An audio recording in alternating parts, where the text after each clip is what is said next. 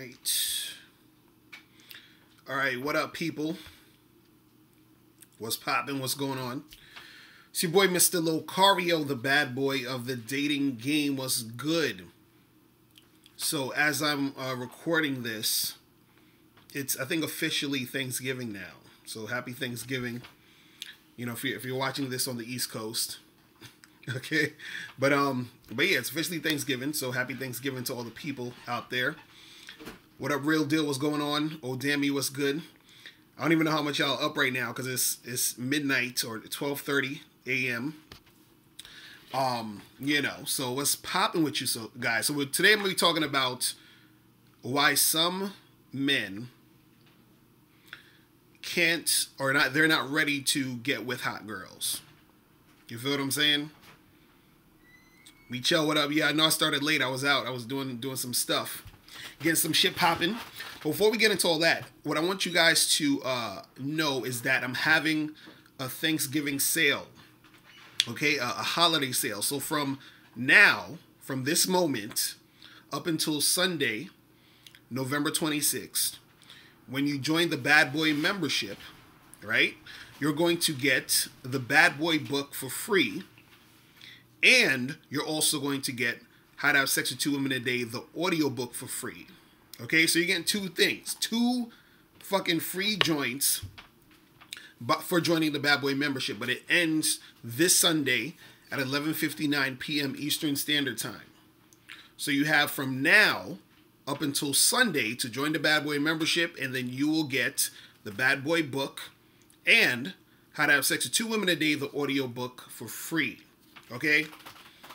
So we're going to make that happen. But as usual, make sure you guys get this book. And remember, you get the audio version for free and the Bad Boy book for free if you join the Bad Boy membership. But you can also get the hard copy of this book. If you want to get the hard copy, you can make your purchase below it. And also you can get the ebook. You feel me? Hold on. I'm going to take calls in a second. Don't worry. We're going to get it popping today. We're going to get it cracking. You feel me? But real quick, I wanted to talk about this thing where, you know, the topic. I wanted to talk about why some men are not ready to be with hot chicks or to get with hot girls. You understand? So the thing is, you got to understand something about, you know, game and understanding getting women and all this other shit, right? Well, let me shout out who we got in the chat room first. We got my dude, O Johnny, J.R. Meadows, Real Deal, Pharaoh, Ricardo, what's going on? Jason Green was popping. Bad Boy D, what's going on? Johnny Quest, Albert Michelson, what's good, bro? So, yeah, so basically, what I wanted to talk about is, you know, the fact that a lot of these guys out here want hot chicks. Like, a lot of y'all will say, you know what, I want a hot girl. I want a girl who looks good. I want a girl who's cute. I want a girl who's really, you know, bad, she's hot, all this other shit, right? Now, the thing is this. Most guys are not ready for that. So what I mean is this, is that some of you are not going to be able to get that girl because you have not developed yourself to the point to attract those type of women. Okay? So you have guys out here who've never talked to a girl, who are scared to interact with chicks, who don't work on their game, their verbal skills, their appearance. You understand? They don't work on anything. But they have this fantasy of getting like this super hot girl or being able to be with really hot chicks, right? So you have to ask yourself, what is the girl getting out of being with you? Do you understand what I'm saying? So the same way you want that, you know, really attractive, hot chick, right? The girl wants the guy who's on point. You understand? Girls have their fantasy too. They want the guy who's the best, right? And so what, you know, makes the guy the best is a combination of things. You see what I'm saying? So it's his looks, his swag, his charisma, his freaking, verbal skills, his knowledge, all of that shit is making him into that guy. You understand? So the thing is that if you are the type of dude who is lacking in a lot of these departments, you understand what I'm saying? It's going to be hard for you to get those girls who you think are hot. Because even, when it comes to your confidence level, if your confidence isn't there, if you're like insecure, it's going to be hard for you to get that girl. Because whatever girl you think is hot, you see this hot chick, right? And if you're insecure, you're going to be too scared to holler at her. And if you do holler at her, let's say you talk to her, and let's say you actually get her number. Now you try to set up a date or whatever it is. And let's say you do even get with this girl. You don't even know what to do to maintain that and to keep that shit going. Because since you have no experience being with these hot type of chicks, you're not going to know how to maintain and keep them. You see what I'm saying? So what a lot of guys have to do is they have to basically step their shit up so that they can attract the hot girls that they really want. It's going to be hard for you to attract those hot girls when you are not that hot guy. You understand? And when I say hot guy, of course I'm not talking just about looks. I know it's all, you're saying that. No, it's everything. For a woman, what makes a guy hot is everything. You understand? It is a combination of things. You see what I'm saying? And so that's the thing that makes him attractive to her. So what are you doing as far as being the guy, right? You're the man, you're the dude. What are you doing to make yourself more attractive? You see what I'm saying? What are you doing to make yourself more attractive to women? And if you are not doing those things to make yourself more attractive to women, what makes you think that that hot girl is going to want to fuck with you when she can fuck with another guy who took the time to make himself more attractive? You see what I'm saying? So you got to understand that shit. And see, what's good about being a guy, right? What's good about being a man is that, look, hold on, I'm gonna get to the calls in a second. I know y'all trying to call, and we're gonna get to the calls in a second. But what's good about being a guy is that you can always improve on all these different aspects of you. You know what I'm saying? You can improve your look, meaning your appearance. You can improve your verbal skills. You can improve on how confident you are. All of this shit. You see what I'm saying? Because this is the thing, a lot of people, a lot of these guys still, they're still so caught up on the looks thing. Meaning, when I say looks, I'm talking about how you were born, where how your face is structured and all that other shit. They're so caught up on that because they're still, again, thinking with their male mind. I've talked about this before. So look at someone like Beyonce, right? Who's Beyonce with, right? Beyonce's with Jay-Z. Now, most people would say Jay-Z is not the best looking guy, right? Now you're gonna say, oh, but she's with him because he has a lot of money, he's famous, but she has a lot of money and she's famous, so it sort of cancels itself out. Now, Beyonce could have got with, a number of different famous guys who were also rich, but why did she choose Jay-Z? You see what I'm saying? There's something about him where she was like, yo, I'm feeling his vibe. She even said that, she said something like that. She was like, she's sort of attracted to his, his drive and his charisma and all this other shit, which is what made her want to stick with him. You see what I'm saying? Now, Beyonce is basically like the hottest chick in the game. You understand? She could have fucked with anybody, but she chose Jay-Z. Right? You're saying P. Diddy has more money than Jay-Z. And most people will say P. Diddy is more attractive than Jay-Z, right? As far as looks-wise go. But she chose Jay-Z. You see what I'm saying? And so, this is what I'm trying to get you guys to understand. I'm going to take calls in a few minutes. This is what I want to get you guys to understand when it comes to the game. And the thing is that if you want those hot girls, you got to actually become that hot guy.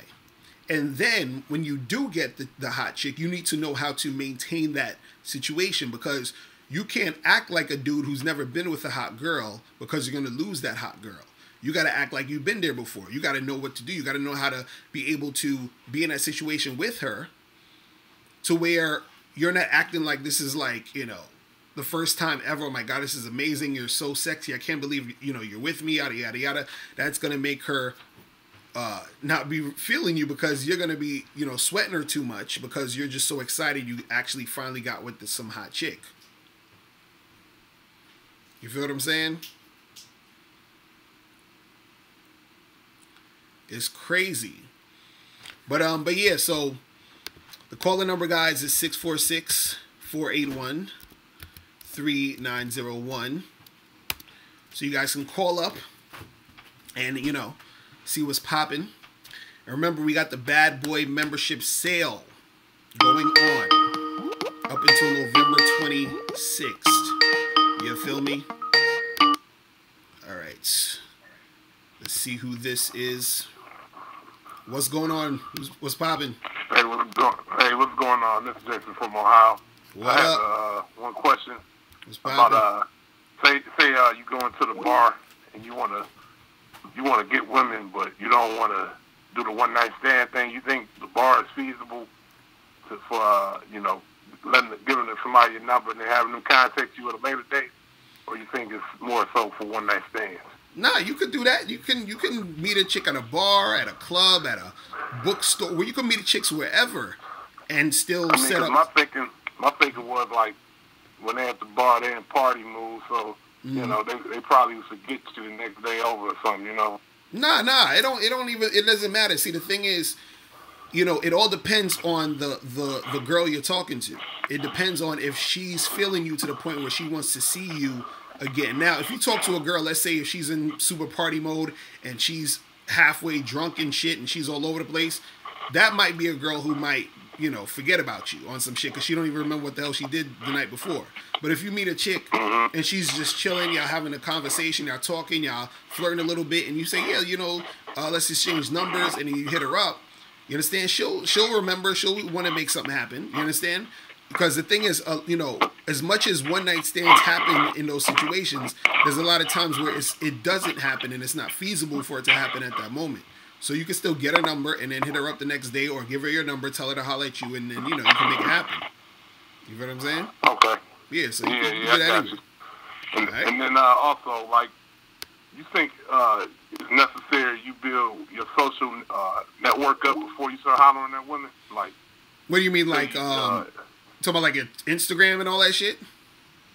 No, I'm talking about like your actual, or like your social circle. With, like, yeah.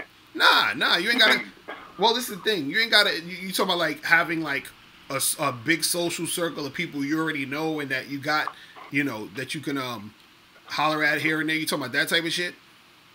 Yeah, because my thinking was like, say you try hollering at women, right, and then you give them your information or whatever, and then they try to do some research on you, see what you about, but nobody really knows you, whatever. You know, they might put a question up in her mind like, I don't know if I want to mess with this guy, you know, like you don't really got a good or bad reputation, you know. Nah, it don't even, see, this is the thing, it don't even, look, all of that shit is bonus shit. Like, let's say if you got a lot of stuff popping off and she looks you up and finds out, then that's, you know, that's a bonus. Like, okay, cool, this guy got shit going on. But there's a lot of people who are not on social media. You understand? I have a friend who, he gets chicks all the time. He's not on Facebook, on Twitter, on Instagram. He don't know a lot of people. You understand? He keeps to himself. He's mad quiet type shit. So, but he always got a chick with him. You feel what I'm saying? Like, he gets it in. So it ain't like he got to be known or got to have a lot of shit going on. It's just that when he's stepping to a chick, he's stepping to her and he's presenting the fact that he's on point, which makes the girl want to fuck with him regardless. You see, a lot of times, all that other extra stuff, a lot of times comes with when a woman is not really, really, really feeling you. You understand? Or she's not really, really sold. When a chick is sort of sold and she's really like trying to fuck with you and all of that, all that other extra shit don't really matter at the end of the day. You see what I'm saying?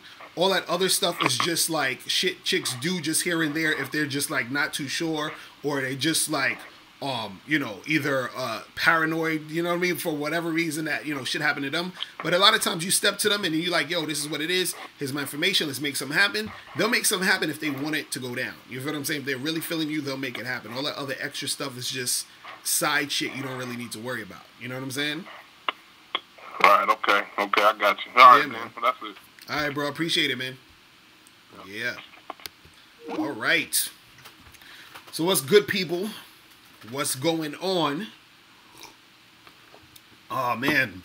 So what are you guys doing for your Thanksgiving and all that shit? You feel me? Let me see who this is. What's poppin'? Who's this? It's Josh from Atlanta, man. How you doing? I'm chilling. What's going on with you? Good. It's up late night, and so I think the link got sent to my phone that Locario is on live. So I was like, That's man, let me what's try up. to get in contact with him because I ain't talked to him in a couple of months. But What's going on with you? I was just calling to say, yeah, I agree with you. Like a lot of these guys, including myself, like some of the stuff that a lot of stuff that you say is not gonna register until you get out there in that field. Oh yeah, definitely. I feel like people got to get out in the field. I'm not trying to take anything away from you or any other coach or whatever. It's just like you really have to get in the field more than they listen to the bad boy. They have to get, like, you have to get in the field. It's no point. It's just I like agree. accumulate all this knowledge.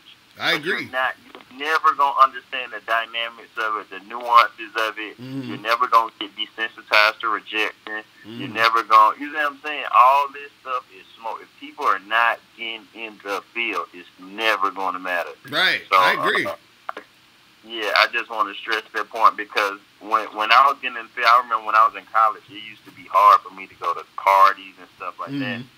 But then when I graduated, I was just like, man, I'm just get in the field, And, like, I can see over time, it gets easier. I don't even need liquor anymore. Like, you just deal with it so much. You know what I'm saying? And then when I started to notice, I was like, damn, I'll smash a chick. Because I would care so much about a chick or what another person is saying. But then you realize you end up smashing all these chicks, and you never even see them get in your life. So it's almost like it didn't happen. So it's like... Right. I was giving so much attention to shit that didn't matter. I just have to have my goal in mind, go after that. You know what I'm saying? And that's and another reason I say that is because that's the only way you going. It's kind of like a scientist trying to get data. You know, doing research stuff. It's gonna be hard to get data if you're not even, you know what I'm saying, doing the experiment. Right. Exactly. Exactly.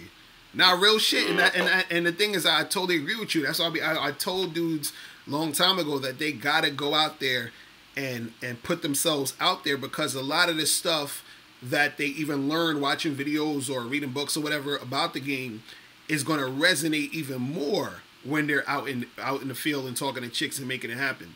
But the thing is, a lot of times stuff that is being said doesn't resonate, or they don't get it because they haven't put themselves out there. Not even necessarily just put themselves out there, but they haven't even been looking around. You understand? This is why when I tell guys that, you know, it's not all about looks and all this other shit, they don't understand it, or they don't believe me, because they haven't been outside. They haven't been out enough to see all these other dudes who they probably would think they're better looking than with chicks. You understand what I'm saying? So I'm like, you gotta go out there and see what the deal is. You feel what I mean? And another thing, and that's so true. Because if you, and nothing like for the guys who think it's all about looks and all that stuff, man, number one, there's so many different, of course there's going to be common factors that girls generally look for or whatever, you see what I'm saying? Right. But in terms of the looks department, man, when I'm out, I see all, like, this one girl turned me down, and come to find out she was with a dude that looked like, you see what I'm saying, a mix between George Foreman and Flavor Flav, like, right. And I'm just like, damn, like, this shit's crazy, like, if that's you go out, you will see, lot of times the guys who look all dorky porky whatever, they have some of the most beautiful women. You know what I'm saying? Right. Because now you're assuming that you're assuming women are monolithic when you think like that. Exactly. You might have a girl that look like J-Lo, but this is the type of dude she's attracted to. Right. And you fall into that category. This right. guy can look like Fabio with long hair and all that shit. She don't want any of that because she may think that's feminine. But another girl may think Fabio looking guy is the, you know what I'm saying? Right, so right. It all, that's what I'm saying. Playing yourself. Right. It all depends on the chick, because this is the thing. A lot of guys have this. It's so funny how simple-minded a lot of people are, because they'll look at a chick like J-Lo or a really hot chick, and in their mind they think that because she's hot, because they think she's hot, she's only gonna want a certain type of looking guy because that's how she looks. They think, oh, she's hot, so she's gonna go with the tall 6-foot guy with the 6-pack. Period. That's all she wants. You feel what I'm saying? That's what they think. And I'm like, yo, you don't know what happened with this girl in her life, because a lot of what makes you what you're attracted to is a combination of what you were around, what you've been, what you saw on TV and all that other shit, what you've been sort of conditioned to like based off of the situations you were in. So the thing is, you could have a girl who's bad as hell, and you thinking, oh, she only likes, tall guys with a 6-pack, and then she's with some dude who's like just an average, regular, everyday type of guy. You feel what I'm saying? Because that's what she was brought up on, and that's the type of dude that she was, because I think my dude Ron Wills be talking about this. We talk about the imprint, I think it is. He was saying that, when you were born or when you were coming up, you were around certain things, and then that shapes what you like and what you don't like or whatever it is. You see what I'm saying? So you never know what the girl's going to like until you go up and approach and talk, because you don't know. You could be her type physically. You could be the type of guy she likes personality-wise, all that other shit. You feel what I'm saying? So, Exactly. That's what and I'm going to make one more point before I leave. The thing is, what a lot of people don't realize also is the mental fortitude that is cultivated when you put yourself through that. Because it's like with anything, like a lot of times, a lot of these guys or myself, like we go to the gym, we get muscular, we build ourselves.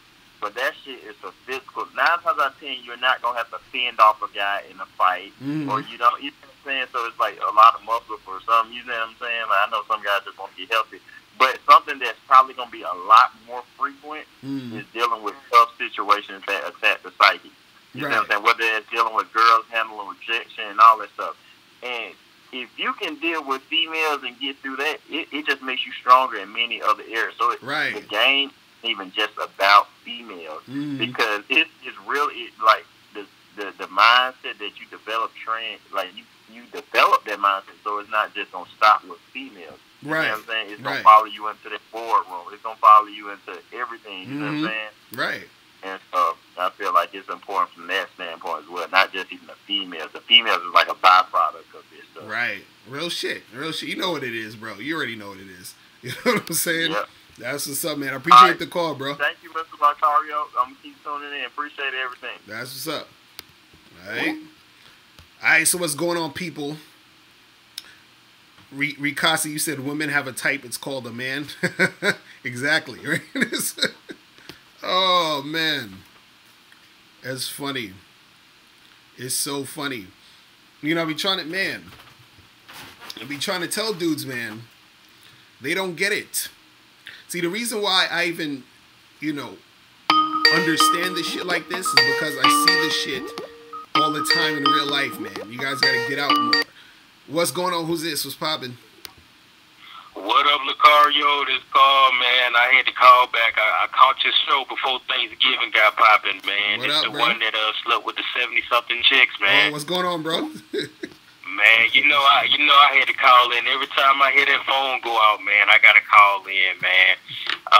A lot of your callers, man, the few that was calling in, man, they've been spitting some good knowledge, man. Like I said, I had certain experiences out there, so like I said again, everything you've been saying and the stuff that I heard them just say not too long ago, it's actually true, man. Because I actually have a few women in my family that's pretty.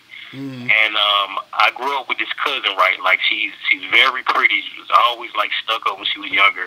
Right. Man, guess who she ended up marrying? Man, it's some like average looking guy that you wouldn't even think that she was with, man. You know what I'm saying? Right. Matter of fact, I think like most of her guys she dated was kind of like average looking. They wasn't no like model looking dudes, man. So guys need to understand like it's a different situation in terms of our world versus women world.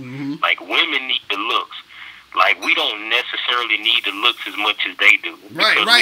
And Dude, that's exactly what I've been trying to say. I said, dude, if women were calling in all the time, like if women, because women send me emails about a whole bunch of stuff. If women were saying, yo, it's all about looks, they would be correct. You feel what I'm saying?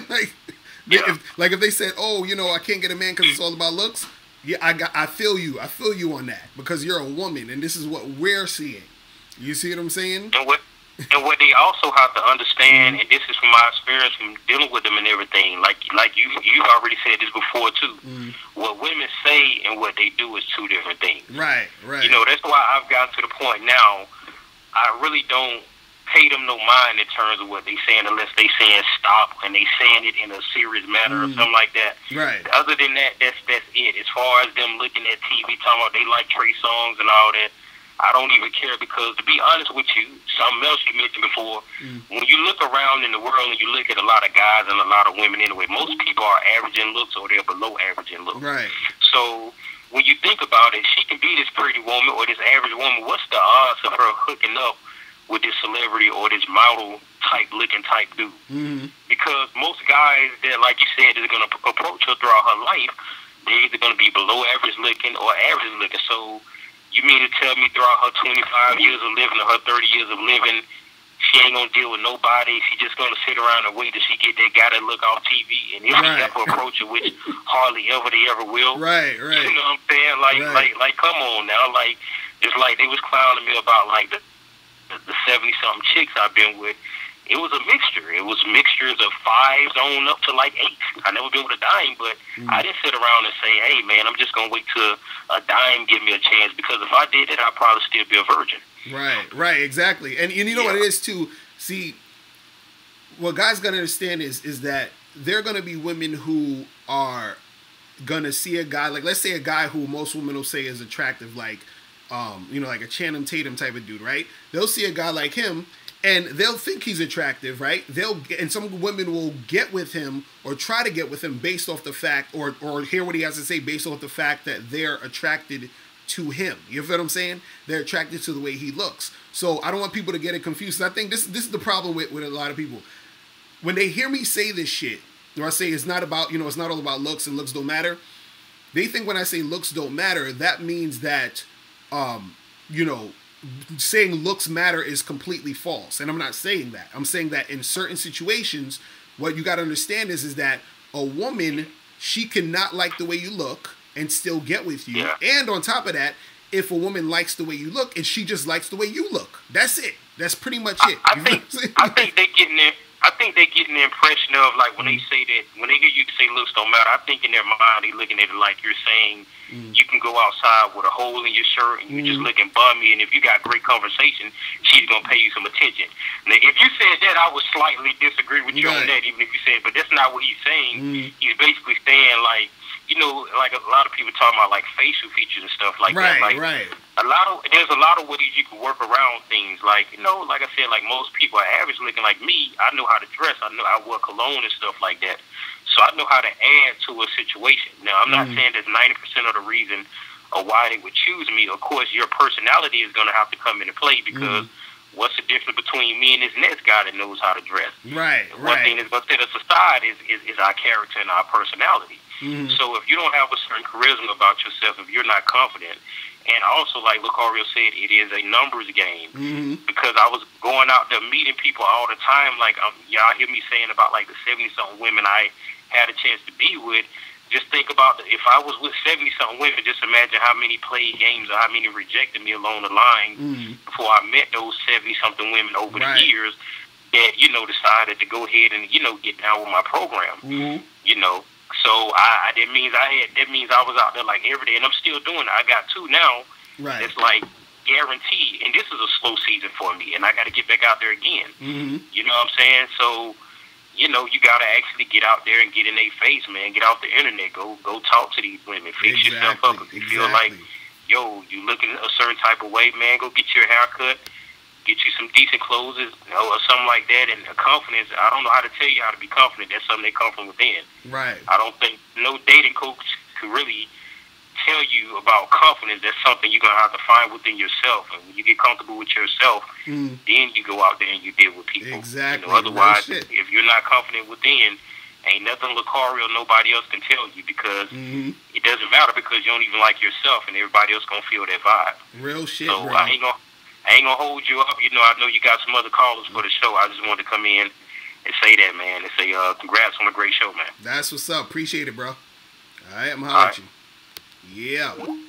All right, people. So what's going on in the chat room? Hold on. Before I take any more calls, hold on. I want Adrian in the chat room to call up. All right, I want Adrian in the chat room to call up. And if Adrian doesn't call up, I'm going to ban you from the chat room. Okay, so I only want Adrian to call up. All right. Hold on. I know this isn't Adrian. I want Adrian to call up.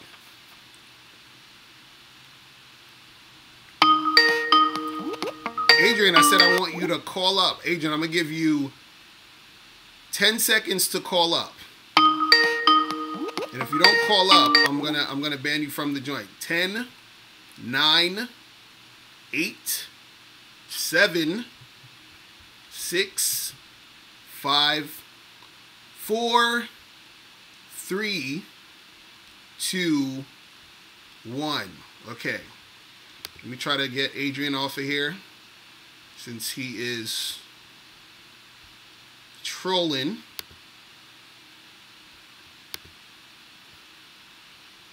I'm trying to get. Alright. So Adrian has been blocked. Alright, let me answer this phone call real quick. Yo, what's going on? Who's this? It's Ronnie. What's poppin'? What's going on with you, bro? Alright. Hey, Locario. What up? Hey, I got two questions. Cause I was looking at one of your podcasts. And and I got your ebook, but I also got Tariq Nasheed. I got all his books too, and y'all was saying something like value yourself as a man. What does that mean? Right, value yourself as a man. So basically, what that means is you just have to understand how valuable you are as a man. Like, you got to understand what makes you interesting, what makes you unique, what value do you bring to the table. You understand? And just knowing that, just you being a man, the type of value that you add to a relationship. Because you have to understand is that, when you're interacting with women want you. Women want men. Women want to be with men, right? So you got to ask yourself, like, why would I, put myself through a whole bunch of bullshit? Why would I disrespect myself? Why would I basically be with a chick who's on some nonsense? Because I am valuable. I bring value to the situation. So I'm not going to waste my value and my time with a woman who's on some nonsense. You see what I'm saying? So the thing is that once you see that you're valuable, then you understand that, okay, since I am valuable and I bring shit to the table, I'm not going to be the type of guy who's going to be insecure. I'm not going to be the type of guy who's scared to approach women, because everything that I got is valuable. Everything that I'm about is value. You understand? So a lot of times the reason why guys are scared to talk to girls, the reason why guys are scared to, interact with these chicks just in general, is because they don't see themselves as valuable. They see themselves as nothing, and they're looking for the woman to validate them. You feel what I'm saying? And that's why shit don't go the way they want it to go. You see what I'm saying? So basically what you're saying is, like, I value myself as a man because I could bring something to the table. See, my thing is, if I bring something to the table, I want to bring knowledge and wisdom to the table. Right. Right? Yeah, that's good. You can bring it definitely. But you got to also understand. You also got to understand too is that certain women are not ready for that shit, or they're not basically, I should say, worthy. You understand what I'm saying? Of the knowledge and wisdom you bring to them. Yeah, because I could be too fly for them. Pretty much. But also too, some of them are not. They're not. When I say they're not worthy, what I mean is they're not. What's the word? I want to say this with sounding like I want to sound real nice when I'm saying this, but some of them are. They're not coachable, I should say.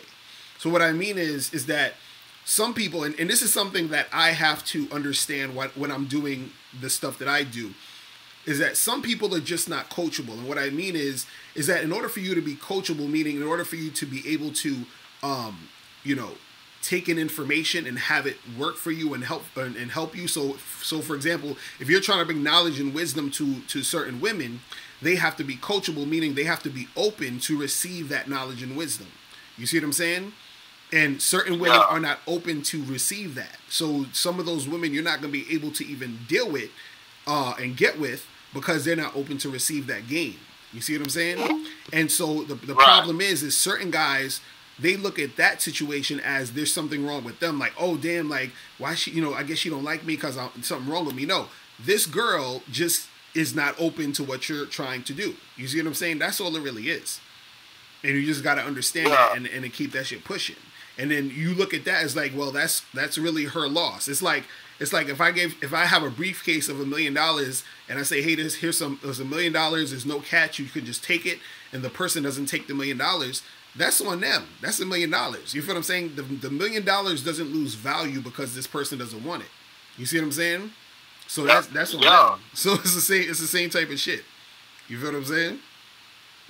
Yeah. My next question is, how can I get money from women? You say, how can you get what? Money. Like, how can I get a girl to give me money and gifts and stuff like that? Well, I mean, basically, you got to be the type of dude who she sees, again, as valuable. You feel what I'm saying? Because the thing is, if she's willing to, because this is the thing, women are usually looking for dudes to give them money and gifts and all this other shit. So if a woman is willing to give you money and gifts and all of that, you have to be the type of dude who she sees as extremely valuable to where she actually she's basically coming out of her sort of own character to do that for you. You feel what I'm saying? And so the thing is, you got to be the type of guy where she sees you as that valuable to where she wants to give you that money. You feel what I'm saying? But see, the thing is... So what you're saying is... So what you're saying is that just because I'm offering knowledge and wisdom to her, and I'm saying to value the game, that means that if I do that, she's going to automatically want to give me the money because she's valuable. Right. Well, that's the thing. That's the thing too. It depends on, like, so for example, let's say if you're the type of guy who, let's say you're working on something, like you're working on a project or something that you're trying to do, and let's say you working on that project you might need money for it, or let's say you working, but you're spending all your money with your project, so then you don't have enough money to pay a bill or whatever it is. You understand? So because she sees you as the type of guy who's on point and who's actually doing something, who's actually about something, right? She doesn't have a problem giving you money because you don't necessarily, like, you understand what I'm saying? Like, you don't need it to an extent, because it's almost like she values what you're about so much that she's willing to go out of her way. Because again, a woman giving you money, you understand what I'm saying? She's gonna, it's sort of like out of her character in general to do that for a man. You feel what I'm saying? So there has to be, again, something exceptional about you to make her want to do that. You see what I mean? Yeah, so basically what I'm saying, what I'm doing is, so basically, it's what it's like, what I'm saying is, the reason she gives me the money because she sees me that I got something Right. Yeah. And the thing is this too. The thing is this too. It's not. It's something where because the thing is I personally don't like to like get money from chicks. I just don't. That's just me. You know what I'm saying? I like to get my shit on my own. Like period. But the thing is, you know, if a chick is willing to give it to you just because, you feel what I'm saying? Because she wants to sort of like donate or give more to what you're trying to do, then, you know, it is what it is.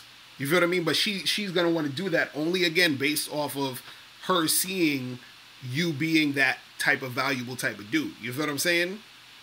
Because you could probably, you know, because when you're doing your own thing, you're going to basically get shit popping for yourself. So you want to make sure you're doing your own thing. You don't want to be on a situation where you're looking towards women to sort of like support you, because as a man, you're supposed to be doing your own shit and getting your own paper and doing whatever you're doing. Right. So all that other shit should be a bonus if that's going to happen. You feel what I'm saying? Oh, so, yeah. You know. So that's what it is. You feel what I'm saying? So basically, as long as I got my own thing going, and I might say, she see me doing something positive, Mm-hmm. and she part and she sees that you're doing something positive, she might want to give it to you just because she want to help you out. Right, exactly. And that's what I'm saying, where it's something that's added. It's a bonus. It's something where she's like, you know, I see the vision and I want to participate in the vision. I want to be part of your program. You understand? So I'm helping you with this. You feel what I'm saying? And so that's what I'm talking about. You see what I mean? Oh, okay. So how do I approach a woman that I got this dream that I'm gonna accomplish? Mm-hmm. How can I get her to help me on that dream? Like, what do I come at her with? Well, you gotta do it yourself first. You see what I'm saying? Yeah. That's what I'm saying. You have to be the one who is doing your thing first. You're doing your shit on your own. You're making shit pop the way you make it pop. And she should be saying, "Oh shit, I see he's on his shit." Right? And then that's gonna compel her to do that. You see what I'm saying? It's not anything where you have to even like, because the thing is, you don't want it to be to the point where you're sitting there like it seems like you're begging her for money, like, yo, you know, can I get a few dollars? That's not gonna make you. That's not a good look. You feel what I'm saying? It's more so where if you're doing your thing and she actually wants to, you know, participate on that situation. She wants to follow your dream. She wants to be a part of your program. You understand what I'm saying? Because that within itself, her you know, donating that money is her trying to be part of your program of whatever you're trying to do in the first place.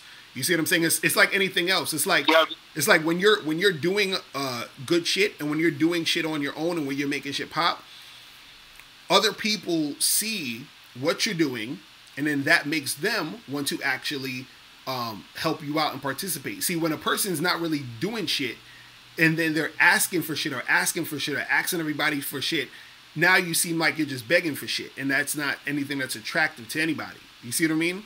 So the thing is that you just got to be on top of your shit, and then that's going to make her... Because, so, for example, it's like this.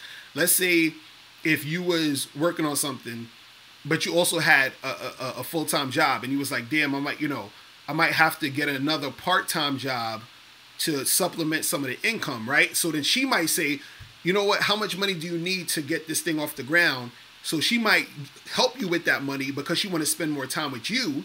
And she's like, hey, I'll let you, you know, get some of this or whatever like that. You see what I mean? So the thing is, you see what I'm saying? So I think I get it now. Like, say for example, like, say if I say, you know what, I want to start my own automotive business. Right. And I want to start this automotive business. And I want to help create bigger assets. Like after asset, and I want to create these businesses. And then when I want to create these businesses, like, say, she might say, how much money do you need to start your own business? Right. And then, Right. You see, that's basically all. Is just sort of flowing in the direction of whatever you're doing anyway. You feel what I mean? That's all it is. You feel what I'm saying? But yo, let me I got a few more calls coming in, so I'm gonna have to let you go in a second. All right. All right. 'Cause I got a few more calls, but yeah, just keep doing your thing, and then through that you'll be able to attract that situation to you. You feel what I'm saying? Oh, so I can do that with any girl, right? Yeah, pretty much. I mean, as long as she sees that value in you to make it happen. You feel what I'm saying? All right. All right, bro. I'm gonna let you. All right. All right. Peace. All right. So what's going on, people? I've seen some more people calling up. What's popping in the chat room? We got some more trolls up in here, man. What's going on, man? What's happening tonight? What's happening tonight, people? Yo, what's going on? Who's this? What's good, Mr. Locario? What up? What's popping? Who's this? So this walk from PC. I'm with my man Enoch. We on the phone right now. We talking about from the club. All right, what's going on with you? Man, we out here in Connecticut. This shit is, I mean, it's just kind of getting to me and my mans right now. Like, the little bit of frustration with the game right now is just going out. Like, we from New Haven, Connecticut, and it's like a real college crowd, and that shit is just OD, not really working for us right now. Oh, word? So what's happening, though? I thought. So what's happening over there, though? Hello? Yeah, I can hear you. What's happening over there? We can't, like, tonight was like the eve before Thanksgiving, we're trying to, go out to the vibe of it or whatever and try to see how shit is. And it just wasn't really walking. It was overly crowded. Couldn't really work around, couldn't really do anything. Chicks is not really trying to be here. You put in work. Even in the dance, off the dance floor too. Because my whole thing, I'm not really a big dancer and all that shit. I really like to just kind of chill vibe and talk, but it was just overly crowded. People just pushing. It was just, but like over here, it's just like that's just really the scene. I know you've been in Connecticut before or whatever, but that's just really the scene. It's like a big college. Like most of the Connecticut relies on college, right? And that's like a huge issue out here. And me personally, I don't like that shit at all. I'm not into undergrads and 21 and 22 year olds. Right. Well, I mean, again, like I was saying before, man, it's like, sometimes you're going to have to move in different spots. Like, is there no other spots around where you at? Nah, that's the thing. That's the thing with Connecticut, man. Like, the whole thing is, like, especially New Haven, they crowd at one spot. Like, literally everybody will crowd at one spot. Right. And it'll be like 3-4 spots around the area just dead. Right. Everybody's at this one spot. And it's a small venue, too. So you need to come out. You need to come out to New York, man. You feel what I'm saying? Fuck all that Connecticut shit. You know what I'm saying? Cause, dude, I was out. I've been. My man, hold up. My man's on the phone right now, but he trying to be shot. Yo, Anthony, talk. Yo. Anthony. Yo. What's up? Yeah, talk. Mr. Carl's on the phone. Yo. See, that's why. Hello. What's going on? Yeah, he acting shy right now. Talk. See, that's why he ain't getting no chicks. It's just a rough night, man. It's just a rough night. So with CT nonsense. Right. So you from Connecticut too, right? Yeah. I called it in the past. We're all really Connecticut geeks. Right. See, the thing is, man, I was telling your mans is like y'all gonna have to take that trip to the city, bro. You feel what I'm saying? Like, seriously. The thing is, like, all the dudes out here be trying to make excuses. Like, my whole thing is, like, I've been thinking about doing it dolo, but they keep making excuses like they're trying to make lemon out of lemonade. And that shit is just dumb as hell to me. I want a new fruit. Right. I can't take this shit anymore. Well, that's the thing. You got to say, man, you got to sometimes you got to move to different situations, man. I'll be trying to tell cats, like, because even I'm from New York, and there's certain spots that I would go to, a lot, and then the vibe was just whack, and then I was like, I'm not going to the spot no more. I'm gonna go to a new spot. I'm gonna find a new spot, and then I find new joints, and then it's just the vibe is different. The women in certain places are different, because you gotta understand, like, certain crowds go to certain things. You see what I mean? So the thing is, if you go to a different spot, you're gonna find a different vibe, and you say, okay, this vibe is working for me a little bit more. You see what I'm saying? Mr. Dark, can I ask you a question? Right. For like New York, like I'm into Spanish girls, and my man he's into like chubby white women. Right. Thick white girl. Mm-hmm. You can say thick, chubby white chicks, but I'm into like Spanish chicks. He's into like chubby white chicks. Like, what spot should we really mess with? Because like he will get like slim white chicks like feeling him, but his whole thing is like he's not feeling them, so I can't really push that. And I don't really like white girls are cool, whatever. I'm not one of those who discriminate thing, but you like what you like, you know what I mean? So I like my main course meal would be like Spanish chicks. Like McDonald's would be a white chick or whatever. Well, this is the thing, man. Like, if you come to New York, man, because if you come to New York, man, if you go to either Lower East Side, right, that area, and it's on a Friday or a Saturday, it's literally like 50 spots in like the span of fucking 8 blocks. You feel what I'm saying? So Lower East Side is that lit? Yeah, it's crazy over there. You feel what I'm saying? And it's like every type of chick you trying to go to or trying to meet, they there. Just in the Lower East Side, like there's literally like at least 50 spots just there. Then if you go to the meatpacking district, dude, it's retarded over there. You feel what I'm saying? Like if you go to the meatpacking district, those are the more, I would say, like classier chicks. You understand? Like the chicks who, like, if you want the baddest chicks, you go to the meatpacking district. You feel what I'm saying? Because I just want cooperation, man. We just want the cooperative shit. Right. Down. I'm not trying to. But that's what I'm saying. That's what I'm saying. You have to find, because even in New York, there's spots that I know of where women are a little bit more cooperative than other spots. Because again, you got to understand about this when you go to a bar, club, whatever. Look at a bar or a club or whatever venue you at as like a character or a person. You understand? Each one has its own feel and vibe to it. You feel what I'm saying? So when you go into a certain spot, this is why like some places they be like, oh, they got the dress code, or some places after a certain time they only accept these type of people, or some places they have a specific night. You understand that they have these specific people. Like we've been to the meatpacking before, but it's like the whole thing with the meatpacking was just like trying to get in, and all the spots are free. But I don't know, is it like they don't let brothers in, or I didn't really get like how the vibe was like. And you know what it is. You couldn't even pay to get in. Well, you know what it is too. This is another thing that guys got to understand that's going to really step up your whole like club bar game, right? So the other day, let me tell you, I went out with my mans, right? This motherfucker.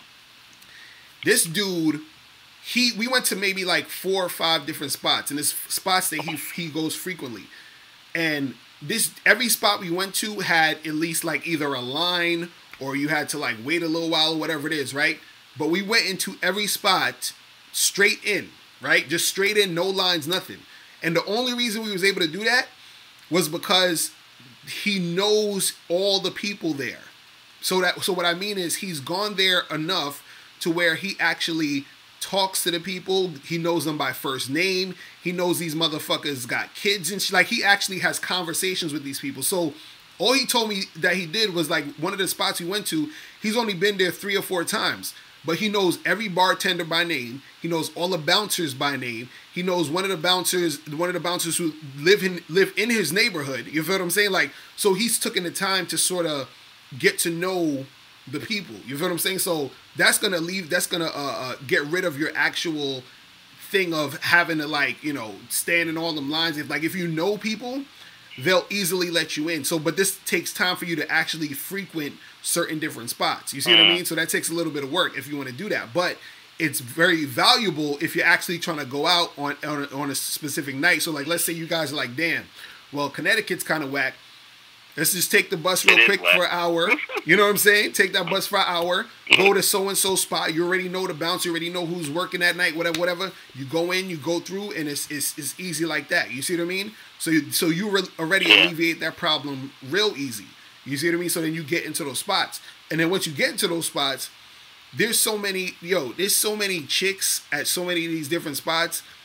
It don't even matter if this chick or that chick's not cooperating, because there's so many girls out there that's just dude. There's a spot in Times Square.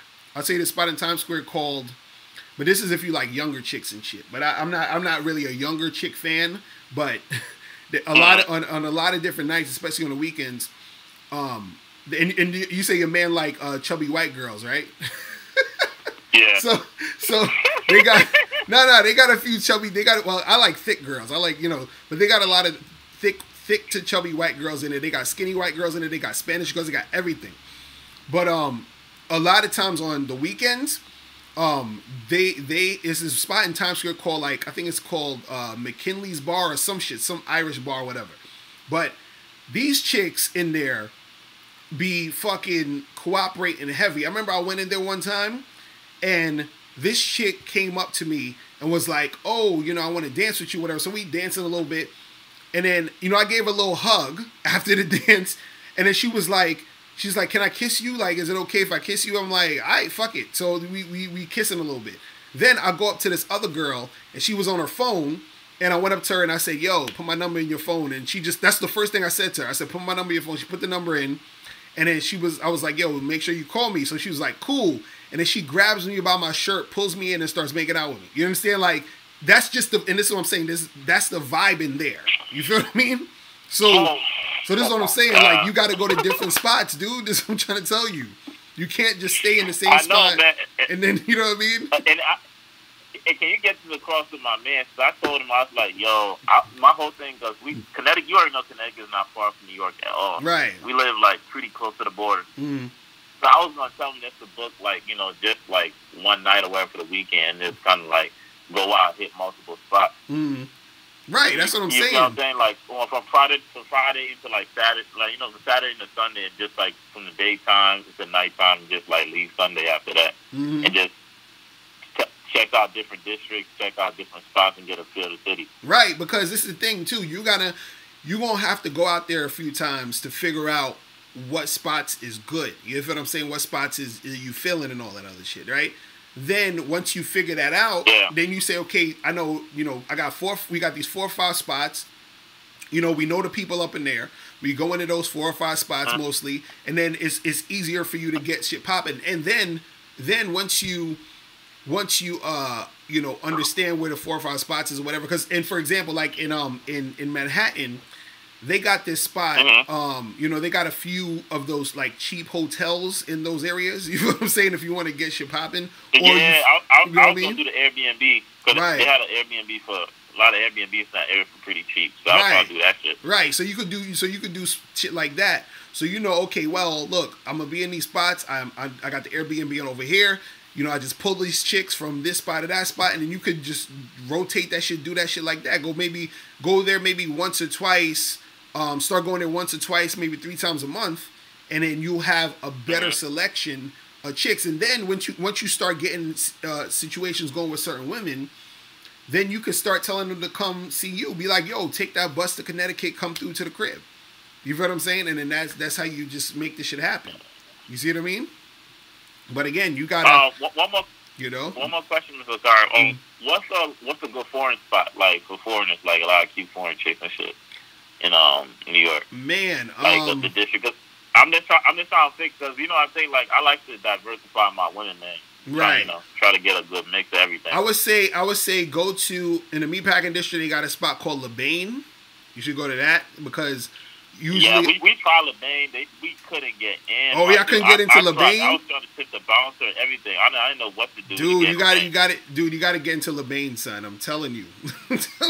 How do we get there? Do we gotta go early? What do we gotta do? Yeah, go early, dude. Go get there 11, 10:30, 11, because it's easier to get in when it's earlier. The only time that it's hard to get in is that sometimes, when it's later, and it's especially they might be having some private party or whatever or some shit like that. But generally, if you get there early, around 10:30, 10:45, then it's easier for you to get in. You feel what I'm saying?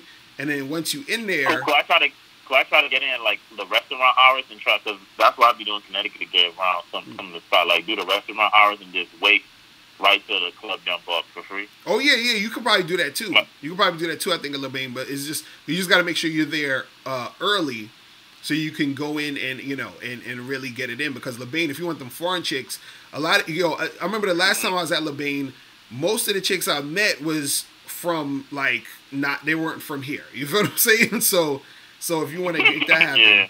and those are usually good too, because some of them chicks be visiting from wherever, and they're just in town for the weekend or some shit. So when chicks are just in town for the weekend, they're ready to get it popping. You feel what I'm saying?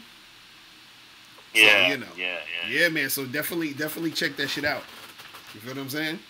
All right, but good looks, man. I'm gonna let you go. I ain't trying to hustle you. I was just, I just want to get man. Come to the city, man. You gotta come to the city, bro. Make that shit happen, all right? Oh, yo, Mr. Locario, you gonna start doing those little meetup sessions like those RSD dudes, man. Say that again. Tell them to do it. I'm gonna give a business. Hello. Yeah, I'm here. Go ahead. What you saying? What you saying? I said you gonna start doing those meetup sessions like those real social dynamic as the white boy. What the white boys? Oh, right. Yeah. Tell all these niggas who be quote unquote they support you or whatever, put in money, and niggas can just hit the city and just really, Hey, I'm down, man. We can make that happen. Hey, we can make that happen. We gotta organize that shit and get that shit popping. You feel what I'm saying? Yeah, do that at least, every other month or some shit like that. Especially in the summertime, it'll really be good because the cities are good spots for everybody to really do that shit. Exactly. Just a little tip out there, whatever. Niggas can put in like $20 or $30 or whatever, and just everybody just meet up and put in work. Exactly. I feel that. I'm gonna have to figure that. I'm gonna figure that shit out and make that shit happen. You feel me? All right, bro. Man. Then post it or whatever when you do it, man. I'll definitely sign up for that. Get my man, everybody to come through. That's what's up. All right, bro. I'm gonna holler at you. All right, peace. All right. All right. Okay, dude, this call. I'm surprised a lot of y'all up this at this time. Shit.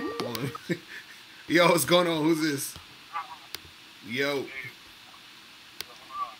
Yeah, what up? Hey, can you hear me? Yeah, I can hear you. What's going on? Hey, what's up, Locario? What's poppin'? What's the deal? Yo, this is Eden Street. What's going on with you, bro? Hey, man, I respect you and everything, and you know my situation thoroughly. Mm-hmm. What I wanted to know from you is, what is the ultimate game plan for a guy like me to where I can actually find success? Man, dude, I'm telling you, I told you a million times, it's your mindset, bro. And on top of that, all right, answer me this. How many girls have you talked to this week? I mean, no, I'm saying, how many tell you my situation. What happened? Because I'm demoralized, it was only 2. Only 2. That's what I'm saying, dude. It's like it's a combination. You gotta switch your mindset up, and you gotta talk to more chicks. You feel what I'm saying? That's your problem. This is your problem. This is your problem right here. This is like the main problem, dude. The main problem, man, is that you're letting your mentality and what you think about the game control how you act. Is that serious? You understand? But hold on. Let me say this. All right, I agree with what you say. Mm-hmm. Let me tell you this. All right, can I tell you this? Yeah. All right, let me say this. So, when you were born and when I was born, what year were you born? 1981.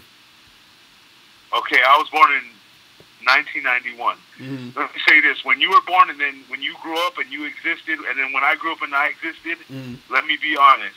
You experienced a reality where you experienced, even though you experienced hardship, I agree, and you experienced a level of where you had a certain level of acceptance with women. Me, I've experienced a level of hatred from women, repulsion from women, to where it put me in a hole to where I'm lost and I'm in the darkness. You know what I mean? And I know as a man, I'm supposed to be strong.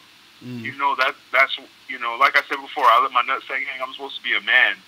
you know, and beyond all, I'm supposed to, you know, you could put me in the gates of hell, and I'm supposed to stand up tall. Mm-hmm. But what I'm just saying is, I've experienced a level of, you know, combativeness from women Mm-hmm. that you haven't seen. So you don't even know my reality. That's all I'm saying. Right, but this is what I want to tell you though. Everything that you said that you went through, I went through the same thing. You understand? And I went through more of it because I put myself out there more than you have. You see what I'm saying? So you're not the only dude. You're not the only one who chicks hated on. You're not the only one who chicks was like, oh, I'm not talking to him and he's ugly and he's this. And you know how many chicks I've heard growing up telling me I'm ugly? You see what I'm saying? Like, a lot of chicks told me I was ugly. And then I had a lot of chicks who told me they thought I was cute as hell. But you know why I found girls who said that I was cute? Because I kept talking to more girls. You see what I'm saying? I hear you out. So, dude, everybody on this chat right now has been shitted on by a chick. Or multiple women. Every last one of them, I guarantee you. So this is what I'm saying. You're also... Here's what I'm saying, though. What's up? Listen. Mm-hmm. What I'm saying is, when you said that you had a video where you said that you actually put out a video where you said that you went on an elevator and you had multiple girls telling you, giving you positive reinforcement. Yeah, I had that, and I had a whole bunch of girls, more girls than that. I told you about one girl, or it was two girls on the elevator that happened once, where a girl was like, "Oh, you look mad good." This is when I was 13 or 14 years old, right?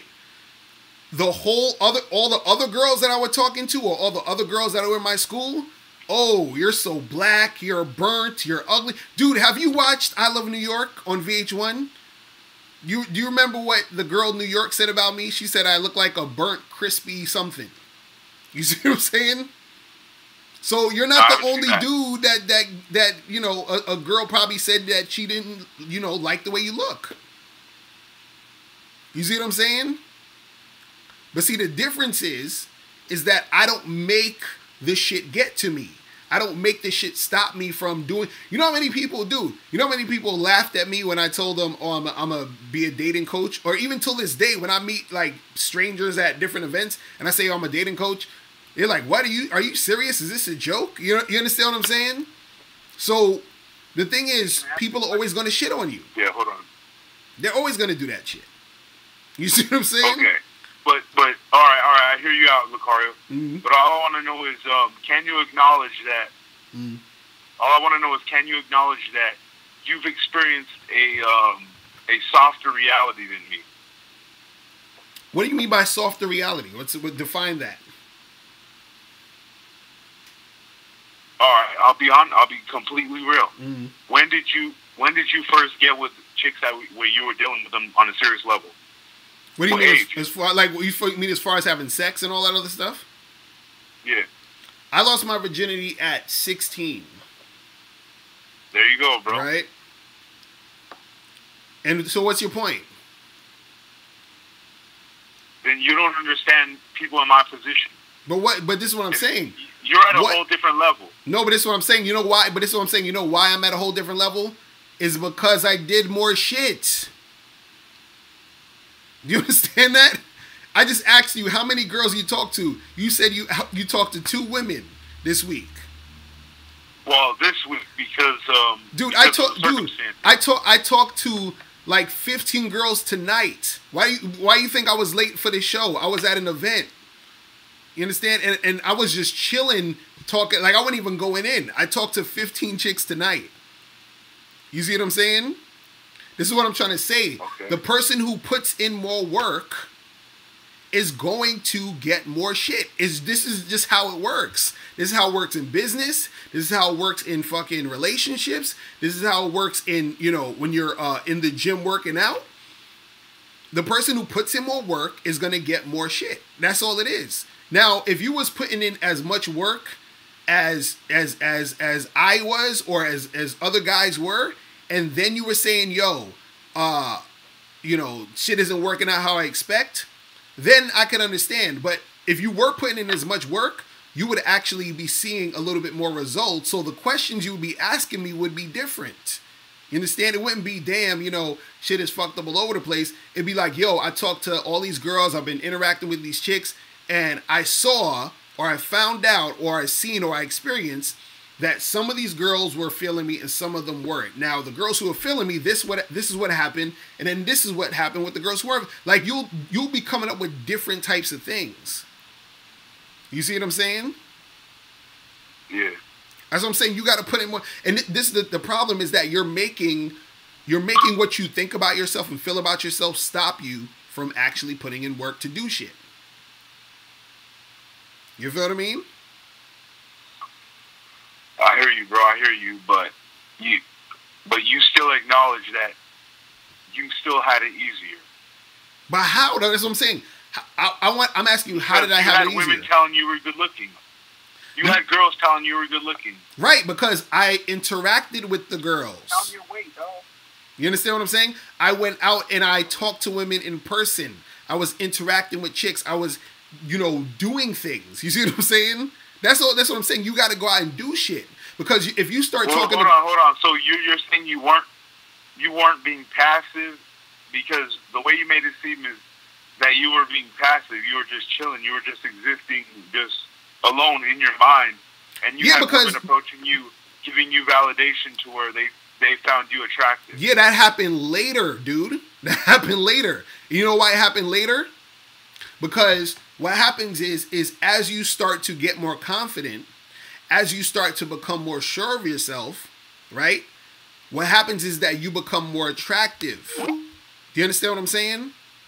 So this is what I was talking about earlier with the Jay-Z example and Beyonce. You feel what I'm saying? Beyonce chose to fuck with Jay-Z because she said there was something about him, or she was like, there's something about this dude that I admire, which is what I want to fuck with. You understand? There's a lot of chicks who fucking actually think Jay-Z is attractive. You feel what I'm saying? And of course, a lot of it has to do with, you know, he's rich and he's famous and all that other shit. But the point is that he's, you know, a guy becomes more attractive once he first sees it within himself, and then other people gravitate to that. You understand? Because look, this is what you got to understand about it. It's like, I'll give you an example. If you hear a whack song on the radio, and I talked about this before, if you hear a terrible rap song on the radio, right? You hear it for the first time and you say, yo, this shit is garbage. This shit is terrible. Then they play it 20, 15, 100 times over. And then you're like, oh, you know, this isn't that bad. And then they keep playing it 100 more times in the club everywhere it's at. Everybody's like, yo, this joint is hot, it's crazy. Then you start to think, you know what, this song isn't that bad. You start to fucking hum it in your mind. It's catchy. You start to like the shit, right? It's the same fucking song. But what happened? The perception, how you perceived it was different now based off of how they presented the song to you. You see what I'm saying? So the same thing happens when you're dealing with women, is that once you within yourself start to basically put yourself out there as a guy who's confident, a guy who could talk to girls, a guy who's not scared to get rejected, a guy who's going to make shit happen even in the face of motherfuckers telling you ugly or you ain't shit or this and this and that, you're going to become that dude because you're constantly letting motherfuckers know you that dude. See, right now, you're not letting anyone know that you're that dude because you haven't convinced yourself that you're that dude. You see what I'm saying? That's what you got to convince yourself first. Nothing's going to happen until you convince yourself. You see what I'm saying? And what's funny, and this is what I found funny about your situation, is because you'll be so much on the whole looks thing.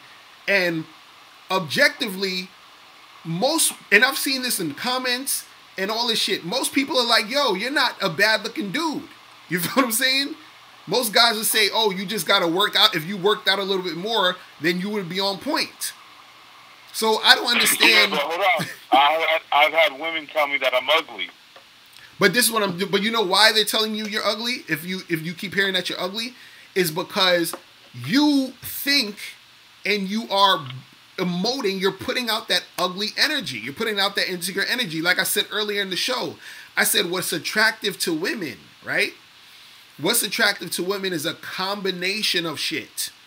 Which is why some women will, some women will probably say that you ugly because you are not putting out that energy of everything else. You understand? How is your appearance? How do you dress? You understand? How do you put yourself together?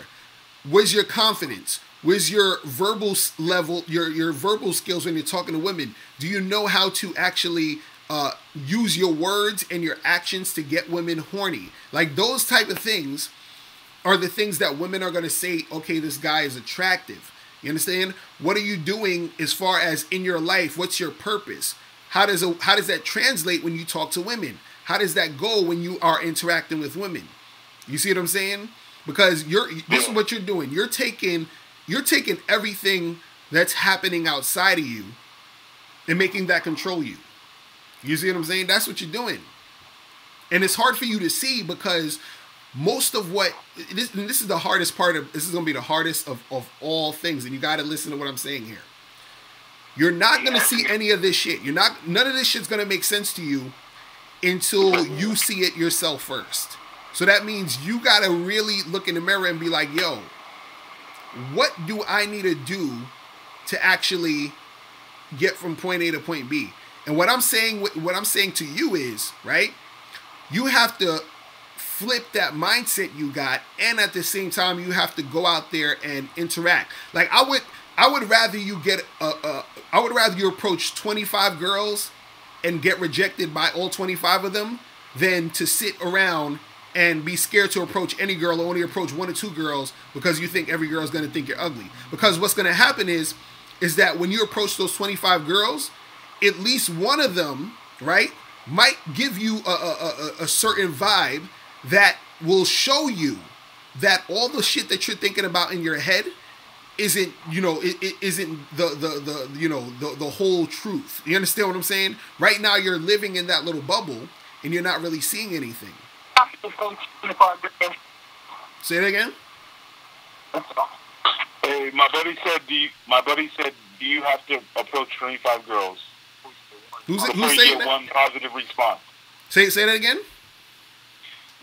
My buddy said, do you have to approach 25 girls before you get one positive response? You talking about me? Yeah. You saying, I, Mr. Locario? Yes. No, for me, I could approach 25 girls and I might get maybe 8 of them or 9 of them that will respond to me how I want them to respond. You see what I'm saying? And the only reason that happens for me and for other guys is game. This is what we're see. You ever heard of the law of averages? Do you know what the law of averages mean? Go ahead. Tell me what the law of averages means. So the law of averages basically means that if it's like this, if you approach 100 women, right? The law of averages says that you're going to at least get 1 to maybe 3 of them that's interested in you. So even just straight off of approaching, just doing it, going up, saying, hey, what's up? How you doing? Hey, how you doing? Hi, how you doing? Hi, what's going on? You just approaching, you're going to get at least a small percentage out of that large percentage you approach. Now, if your game is on point and you step up your game, meaning you know what you're doing, meaning you know how to replicate what you've done to get the girl, right? Then you're going to have a higher percentage. So this is why where I can go up to 25 girls and I'll probably get 9 or 10 or whatever, 8 or 9 or 10 versus a guy who might get 1 whose game isn't on point. That's what we're talking about. Because the thing is that when I'm actually talking to a girl, I'm doing specific things that I know is going to work, you know what I'm saying, in most cases to get her interested. You understand? A guy who's just approaching a whole bunch of girls, like 100 girls, and he gets maybe 1 or 2 of them, he's getting the girls, but he doesn't know how he got them. It's just that by the law of averages, he's getting them. You see what I mean? So this is what I'm saying, for you to at least go out and approach and talk to the chicks. You feel what I'm saying? Because just like how you're talking to me, you have social skills. You know how to talk and respond and relate and have a conversation. Just like having a conversation with me, you can have a conversation with a woman. So it would be different if let's say you didn't know how to have a conversation and your social skills as far as having conversations was terrible, but it's not. I've heard you talk you do YouTube videos. You know how to talk. You feel what I'm saying? So you can do this to girls when you're talking to them. But the fact is you're scared because you're trying to avoid women, rejecting you. You're trying to avoid all those different things. But what I'm telling you is that if you put yourself out there more, what you're going to do is you're going to see certain things. But also you have to be able to get in a different mindset, because if you get in that different mindset, you'll be able to recognize when shit is going more in a positive way for you. Because right now, you're the way you see shit, you could have a girl smiling in your face and you won't even realize it. You could have a girl feeling you, you won't even realize it. You can have a girl that's interested in you and you will not even realize it, because your thoughts and your mind right now is so focused on the negative, is so focused on a girl doesn't like me. So a girl could smile at you and you might say, oh, well, she wasn't smiling at me. She was smiling at the guy behind me. Or she wasn't smiling. She was laughing at me because she thinks I'm a joke. That's how you're going to think about the shit. Anything that she does, she could say, yo, he didn't succeed. I want to have sex with you tonight. Oh, she was playing around and being sarcastic and joking about wanting to have sex with me because she wouldn't want to have sex with a guy like me. That's how you're thinking about shit. You see what I'm saying? And so that's why it's hard, bro. No, but hold on. When I was 16,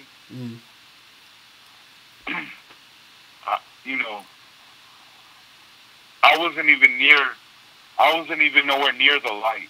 Mm-hmm. You know what I'm saying? You got to realize you were in the mix.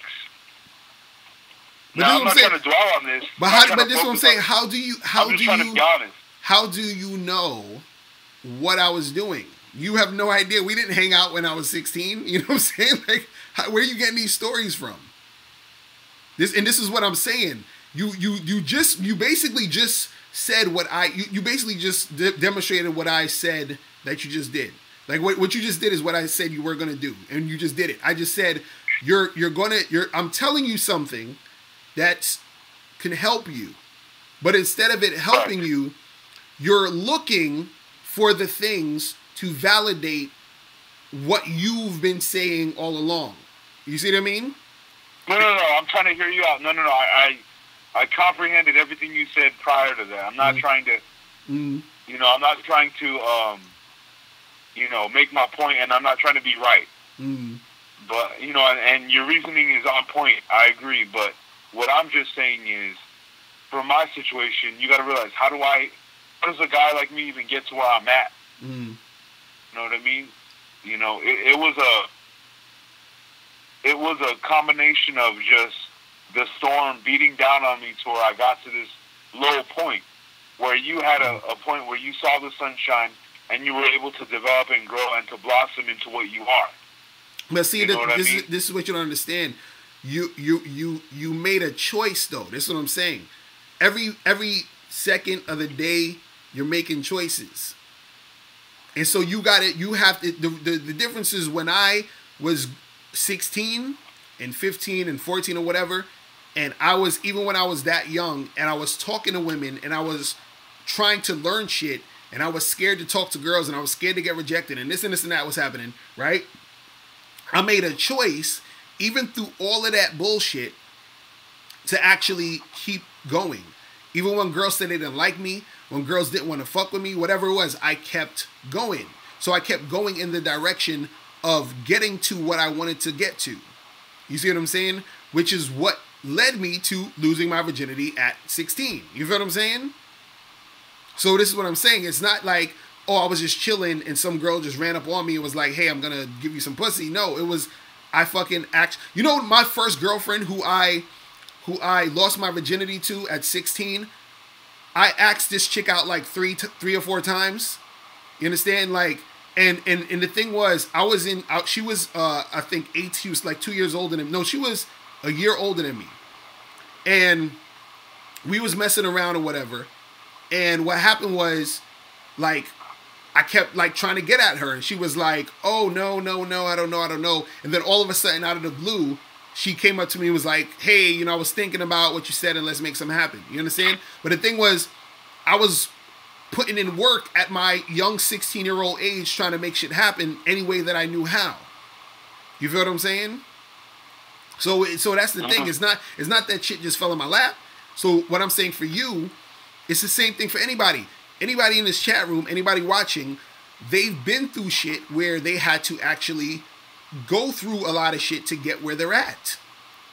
And then it's the same thing. So the thing is, you have to get out of this sort of, like giving up mentality, because you've created your image as this guy that no woman wants. You feel what I'm saying? And that's why you're having trouble.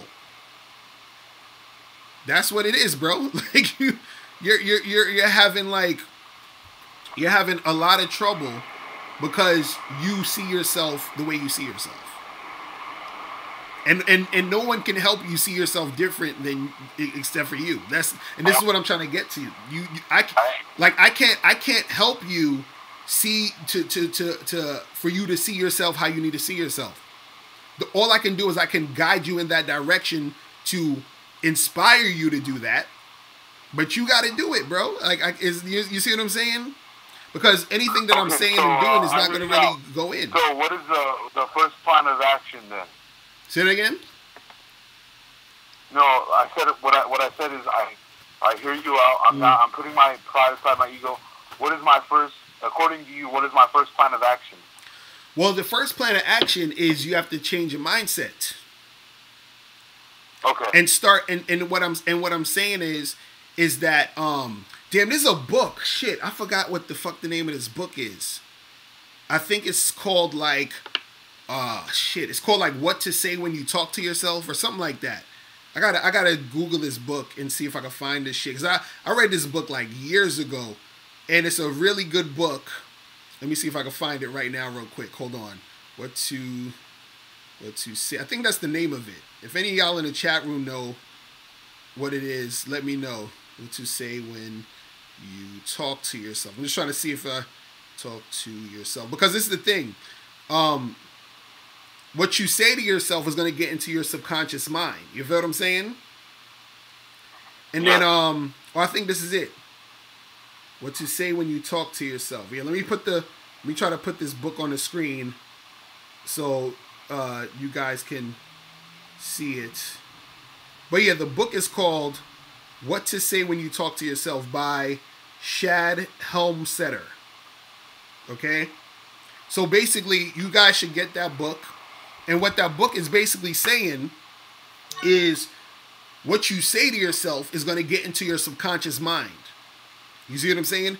So if you keep telling yourself, I'm a loser, I suck, nobody wants me, I'm terrible, yada, yada, yada, that's what's going to keep getting into your subconscious mind. So you have to tell yourself different shit. You have to tell yourself, yo, I'm fly, chicks want me, I can make shit happen, all of this other stuff. This is what I actually talk about in the first chapter, How to Have Sex with 2 Women a Day. So I had a chapter called Being the Man, Becoming the Man, and it talks about when you say shit to yourself, it's going to get into your subconscious mind, and it doesn't necessarily even matter if it's true or not. You see what I'm saying? Or if you think it's true, it's going to get into your subconscious mind, and you're going to start acting that way. You see what I'm saying? So this is the thought process you have to have. So for example, I continuously say to myself, yo, every chick that I talk to wants to have sex with me. Every chick I talk to wants to fuck me. Every chick I talk to likes me. That's been in my head for years. So when I approach a girl and talk to her, dude, the energy is different. The way that I say shit is different. The way that I come at the girl is different. You see what I'm saying? Because I expect her to like me. You see what I mean? Okay. All right. Hey, I co-sign everything you're saying, and I agree. But as far as that energy, how do you know that it's not a combination of the woman feeling your looks and your energy? How do you know that it's not? How do you know that your looks are not ultimately a combination of that? Because I feel like if I have that energy and a woman is feeling that I'm butt ugly, that it's just gonna spiral into the ground, and nothing's gonna happen. To where if a girl is feeling your looks, that she'll be feeling you. All right, so well, the thing is this: a woman could be feeling your look, and she could be feeling your personality, and then that's like a perfect type of shit. You feel what I'm saying? Then a woman could be feeling your look, and then might give you more of a chance because she's like, well, I like the way he looks, so let me try to make something happen. Or a chick could not be feeling your look and thinking you're butt ugly, but everything else is on point. You feel what I'm saying? Which can make her want to fuck with you. I'll use this example for you to understand. Have you ever seen a woman who had an amazing body, but her face wasn't all that? Wait, say it again? I said, have you ever seen a chick who had an amazing body, but her face wasn't all that? Yes. And would you have had sex with that woman? Say that again? I said, would you have had sex with that girl if you could? Depends. It depends on what? I mean, if she had a banging body, of course. That's what I'm saying. Okay, so that's my point. My point is, even though she didn't have the prettiest face, there was something else about her that made you say, I'd fuck her. So the same thing happens with women. Even though they don't think you have the prettiest face, there's something about you that makes them say, I'll fuck with this guy. Do you understand that? Yes. That's all I'm saying. So this is what I'm saying. Like, again, dude, you got to get that book. Get the book, What to Say When You Talk to Yourself. I'm telling you to get that shit tonight. Order that shit on Amazon or something. But you gotta fix that mindset, bro. Because once you fix that mindset, I appreciate it. Hey, listen, Locario. Hey, I appreciate everything. You know, not trying to be negative, not trying to, curb you or anything, but. I really appreciate your advice, and I got somebody who wants to ask you a question. I'm alongside my buddy who wants to ask you a question. So, all right, cool. Yeah, put him on the phone. Ask him if you can you hear him out? Yeah, put him on the phone. Go ahead. All right, here. All right, hey, dude. What's going on? I don't got a phone number, so I'm hoping you take this as a second caller. Yeah, go ahead. My buddy said he calls in a lot. Mm-hmm. I just want to ask you one question. Mm-hmm. I just want to say, if you wanted to make a girl's panties wet, what's the number one thing? That was my only one question. To make the girl's panties wet, what's the number one thing? Right. Well, it all stems from your verbal game, your verbal skills, what you're saying to her.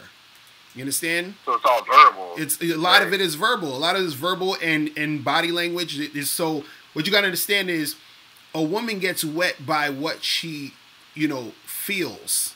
And what she feels usually comes from what she hears. You see what I'm saying?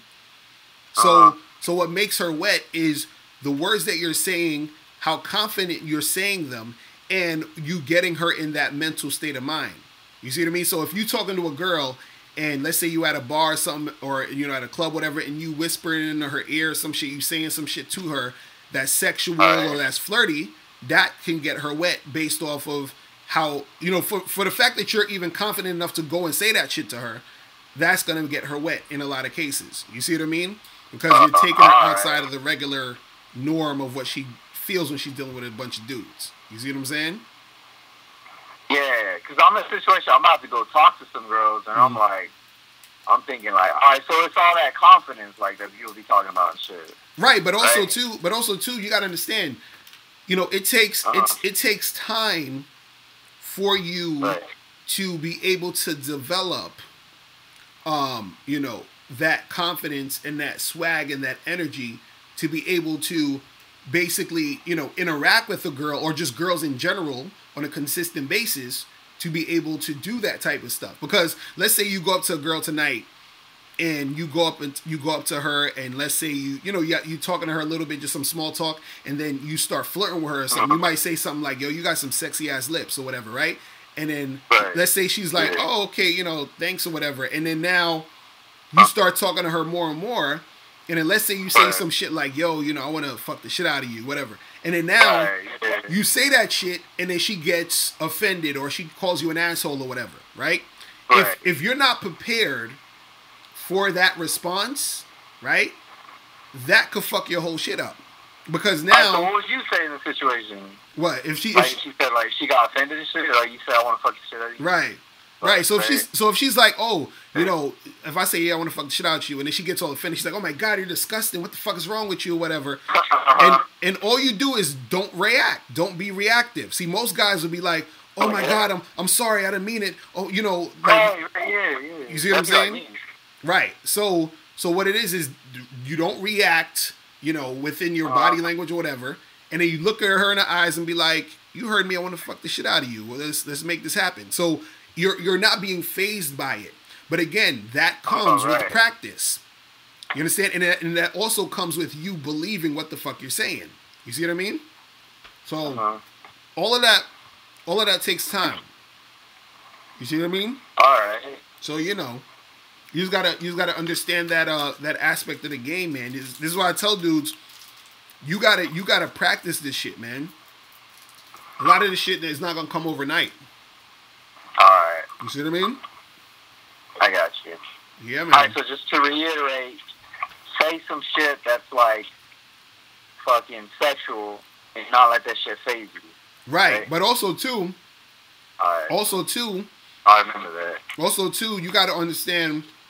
You got to learn how to read chicks, because it don't make sense to say something sexual to a girl who's not who doesn't seem like she's interested in you sexually. You understand what I'm saying? Yeah. So that's another thing. You see what I mean? So it's a lot of shit to understand.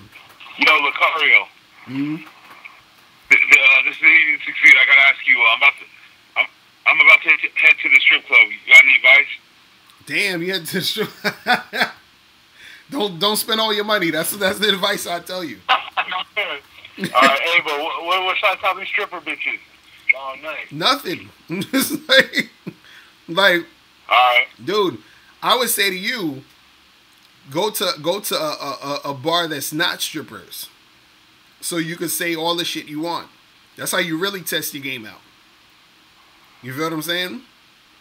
Yeah, I hear you. So after the strip club, keep going after the strip club, go to the regular bar. You see what I'm saying? Okay. Yeah, man. Yeah, I hear you. Yeah, bro. So make that shit happen. You know what I'm saying? Hey, I appreciate it, Locario. All right, bro. I'm gonna holler at you. All right, later. Deuces. Yeah, man. That was the infamous Heat and Succeed. You feel me? Oh. Shit crazy out here in this piece. Yo, what's going on? Who's this? Yo, this is Jackson from Ohio. Yeah, I just had one question. I remember you was talking about you're going to be traveling next year. Mm-hmm. I'm wondering if you had any plans of traveling in the Midwest region. I'm not even sure yet. I gotta see, because I gotta see who's you know, where most of the people that know me will be at. You feel what I'm saying? So I just can't go anywhere. You know what I mean? And then ain't nobody gonna be in the area. You feel me? So I gotta figure all that shit out, and then I'm gonna start really moving around. So what I'm gonna do is, what my plan is I want to have a certain amount of dates that I'm gonna be you know, doing lectures and stuff, and then I'm gonna have them all on my site, and then whatever city you're near or whatever, you know, you just buy a ticket for that, and then you come through. You feel what I'm saying? Yeah, I mean, I'm kind of interested in seeing like what your take is on different regions of women. In my travels, I notice there's differences, you know. So I like to know like what's your take towards Midwest women, you know? Right. Midwest. Yeah, because I mean, if I'm out there, you know, I definitely want to see what's popping, where the spots are at, and all that other shit, and then see what's good. You know what I'm saying? Right. So, all right. So you said you're gonna post it on the website. Yeah, and all that? yeah. So it ain't gonna probably around like February or March, around that time, I'm gonna have some shit going. You feel what I'm saying? All right, then. Yeah, man. Sound like a plan. All right, bro. Appreciate it. Yeah, man. So what's going on in the chat room, people? Remember, today, up until the 26th of November, is the Bad Boy membership sale.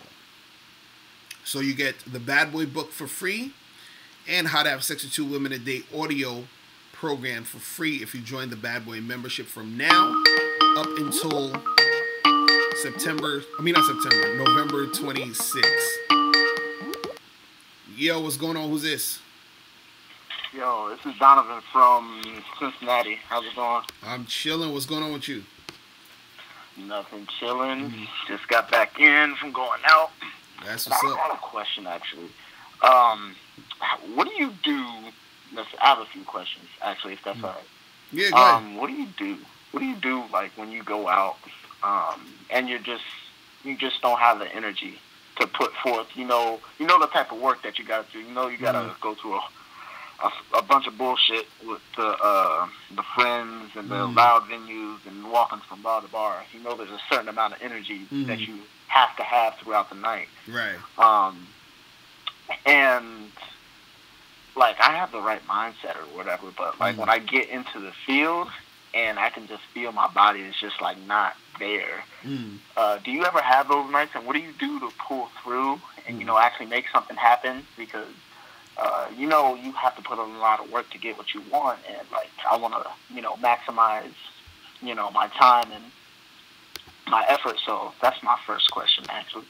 Right. Well, the thing is, a lot of times when you're out there, it's going to take some energy to make shit happen. But if you're feeling low, you understand, you just do as much as you can with the energy that you have at that point. So let's say you might be out there when you have high energy, you talk to like maybe 20, 30 girls, whatever. But now you're like, look, I'm feeling kind of tired. I'm not really there. I might be a little laid back and just talk to a few girls here and there and see what's popping.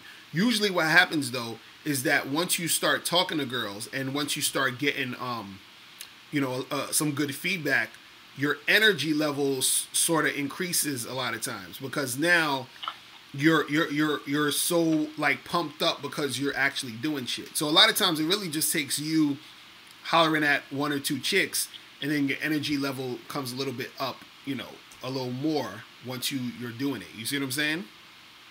Actually, I know exactly what you're talking about, because that has happened multiple times. I remember I went out to the bars and like the wingman situation out here is tragic. Oh, right. Right. Like I love my best friend. He's my brother, but like I've been trying to get him into this game shit for years, and he's just now starting to do it. And the shitty part is, like, I'm starting to hit my stride heavy. Like, right. It's gotten to the point where like talking to girls is just second nature. It's flirting with girls is second nature. Touching girls is second nature. Doing all that shit is second nature. So, right. Like that shit comes easy, but I know I went out a few nights alone type shit. Oh, right. Alone. Right, I do that shit like, too. I'll be out alone, and I go out to the spots by myself and all that shit. Right. At first, it used to bother me. Like I was, like a weirdo outcast, but through working on yourself and discovering who you are, that kind of just fades away, and you just do your thing. So like, I told myself that I'm trying to go in, because I do a lot of day games. Right. So I do a ton of day games. That's where I do most of my shit. So like when it comes to the nighttime, I know I gotta be good in all situations. So I push myself to go out. I talk to these girls. Get rejected heavy, and it's crazy too, because like you go into the bar by yourself, and you just see a group of girls. You go up and talk to them. Bam, rejected. Like you don't have anywhere to go, so you just gotta keep going to the next girl. Right. And what I noticed was like I finally, and this was the most tragic part of not having a wingman, I found these two girls, right? And I walk up to them, and I took a page out of Patrice O'Neal's book, and I was just like, yo, you have the nicest titties I've ever seen in my life. Or not in my life, but that I've seen all night. Right. And, I just looked her dead in her face, like, basically what you said to Heath's friend. Like, I looked her dead in her face and, like, didn't flinch. Right. And instead of getting a drink tossed in my face, like, I'm, like, touching her, like, feeling on her and her friend ends up licking her other friend's face. So, like, I'm thinking I'm about to, pull this threesome shit off. Right. And then, like, so, like, at that point, that entire night, like, my energy was low. But at that point, I'm like, yo, this is about to be a win. Right. And then, of course, a third friend comes out of nowhere. And just fucks it up. Fuck it up. Ah, see? That's that bullshit. Right. That's that bullshit. That leads into my second question. Because I'm in college right now. Right. Where the fuck are all the niggas that know what they're doing? Like, what do you mean? Because I can't be like niggas, like women. Like, I don't even care if they know how to, like, these dudes don't want to talk to girls. Like, I just be like, yo, just distract the friend. Right. And these niggas be like, nah, man, I can't do that. Like, I got my girl, man. Right. Oh, man. See, well, that's the thing, man. You're going to have to, it's almost like you're going to have to learn how to really maneuver out here, because a lot of dudes don't know what's going on, and they don't know how to really interact with chicks in a way to make things progress in those situations. So sometimes you're going to be out there alone because you ain't going to have no wingman, or these dudes ain't going to know how to really make shit happen. You just got to make sure that they're not in your way of making shit happen with the chicks. You see what I'm saying? Because that's the thing that could fuck it up, because you're going to have a dude around here and there or whatever, and instead of him knowing how to be a wingman, he'll say and do shit to fuck up the situation because he don't know how to really, be in that situation in general. So now he's fucking shit up for you, and he don't even realize he's fucking shit up for you. You see what I'm saying? So you just gotta make sure that shit ain't happening. You see what I mean? Right. So, So do you have any, like, tips on how to... Because I'm trying to join a frat, but I'm not sure if that'll help either, because a lot of those niggas just going there trying to look for girls, too. So well, the thing is, the thing is, if you trying to find some wingmen or something like that, you just got to really peep game and see if other like, if you at a spot or you out at these little parties or whatever it is like that, you got to see the guys who know what they're doing. Like, if you see a guy across the room really getting his Mac on, he's talking to these chicks, he's making shit happen, you want to know who this guy is, become cool with him, and then y'all roll together, you know what I'm saying, and do what you got to do, because a lot of times guys are also looking, the guys who know how to make shit pop, they're looking for other dudes who know how to make shit pop, and then y'all just go and do that shit out there together and then holler at these girls like that. You feel what I mean? Yo, why didn't I think of this shit, bro? Right. Like, so, literally tonight, I'm doing my thing. We have like we have a big ass group of like 10 people, and it's like 3 guys and like 7 girls. Right. But like that's too much for me. So I go off and try to do my own thing. And like I seen this out of the corner of my eye. Like this dude, it's just these 2 dudes. One's leaning on the wall, the other one's standing with his hands up on his pockets. Right. And like the girls are like hypnotized, and one grabs the other dude's face, and the other one's all curled up against the other dude. I'm like, wait a second. Right. This is why can't I do this shit? Like, and then literally when you said it, like I should have just went up to them after they were talking to the girls and just befriended them. Right. Yeah. You just gotta let them know. Be like, yo, listen, man. Just be like, yo, just go up to them. And be like, yo, it's good to see other guys who know how to fuck with chicks, because these dudes out here, so like it's almost like a compliment to them. You saying, yo, look, let me know when y'all going out next time. Let me know where the spots is. Let's exchange information. So whenever y'all rolling, holla at me, because I'm trying to make it happen. You see what I mean? And a lot of times that actually makes you get more women, because you're around those guys who know how to fuck and who know how to attract women. You see what I mean? And I always tell that to any guy who doesn't have, or who has problems getting girls. I say, yo, find dudes who know how to get chicks, because you're gonna be around women by default by being around them. But you know what I'm saying? You still gotta be able to like hold your own and do what you gotta do at a certain point. But just being around those guys will help you in the long run. You see what I'm saying? Thanks, man. Yeah, man. I have another question actually. All right, so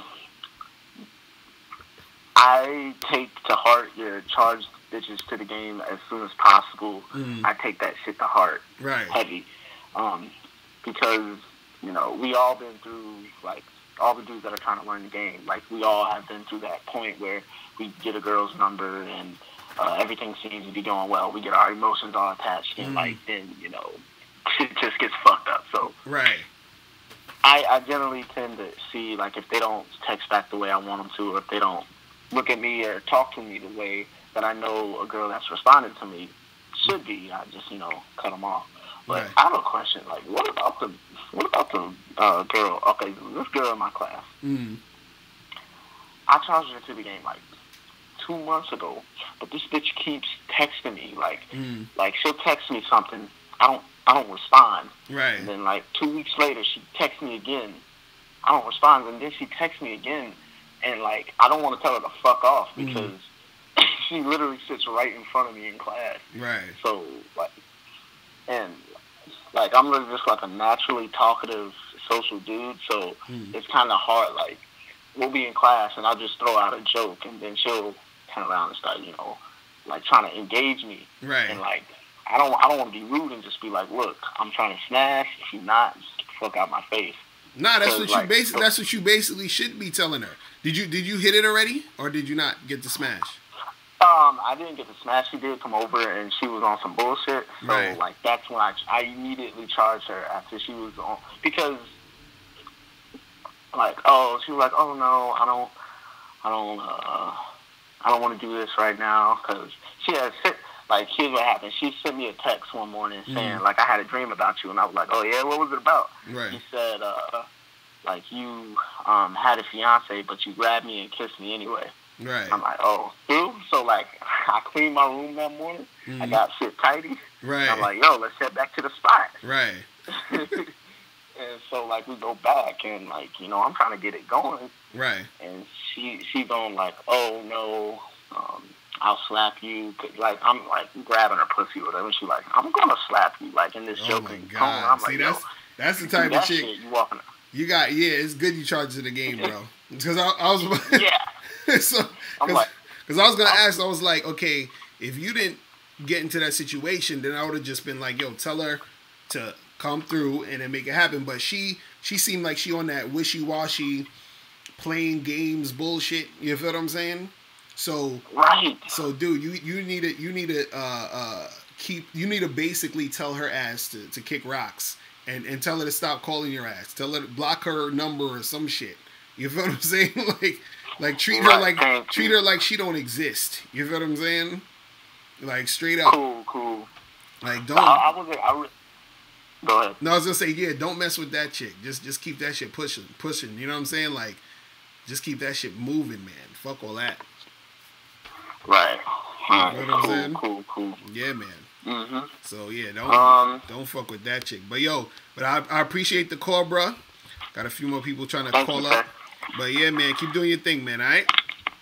All right, Mr. Locario, appreciate it. All right. Woo, shit. What time is it, people? 2:30 in the goddamn morning. My eyes getting all red and shit. Fucking tired and all that. You feel me? Ugh. Crazy. So what's going on in the chat room, people? We had a lot of trolls tonight. It's funny though, because I put out that video earlier where I was talking about delusional guys who be trying to talk about they pump and dump and all that shit, or think that they pumping and dumping, and a few dudes got real sensitive about it. I was like, God damn. A few dudes got sensitive about it. I'm like, shit. You said if you have the Bad Boy membership already, if you're on the membership already, just email me if you want the free joints. But remember, it's only up until November 26th. So don't email me after November 26th. It's over. So again, from today, right now as you're watching this, from today up until September, November 26th, 11:59 p.m. Eastern Standard Time is the sale. So when you join the Bad Boy membership, you get the Bad Boy book for free, and you get the audio book of how to have sex 2 women a day for free.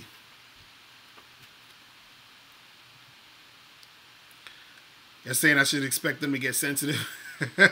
Nah, because I put that because I was like, damn, these cats out here on the net talking about, yo, I'm pumping and dumb. See, I just don't like when motherfuckers be fronting and shit. I'm like, dude, you stop with that shit. Like, I know y'all ain't fucking these girls. I'm like, stop that bullshit. Y'all ain't doing it. Like, I could tell a dude who's getting ass. I can tell. You said, how does this Me Too movement affect game? It doesn't. It only affects it if you are the type of dude who actually is not really like comfortable fucking with chicks and talking to girls. Because from what I heard about the Me Too movement, it's supposed to be about, women who've been sexually harassed and sexually assaulted and all that other dumb shit. And I don't say dumb shit like that, like, oh, some bullshit. I'm just saying, like, it's that type of shit. So if you're not sexually assaulting and sexually harassing women, then fuck you, worried about that for. A lot of guys are worried. They think that if they approach a girl, because you have some girls like this, they'll be like, oh, I'm being harassed because a guy's trying to talk to me in the street and yada, yada, yada, and this and that. You understand? And you do have women who do that shit and talk that shit. But they're a lot, truthfully, they're far and few in between. Most girls, I would say like, 90% of chicks, they are not going to be bitching and moaning about motherfuckers trying to holler. In fact, they want that to happen because that's the only way they fucking get dates and shit popping with dudes. The thing is, women don't like when guys they don't like when guys approach them that they don't like approaching them. But who the fuck knows who they're going to like or not like unless you approach. So you worrying about all that extra shit is like, nah. Ain't nobody, don't get bogged down by that nonsense.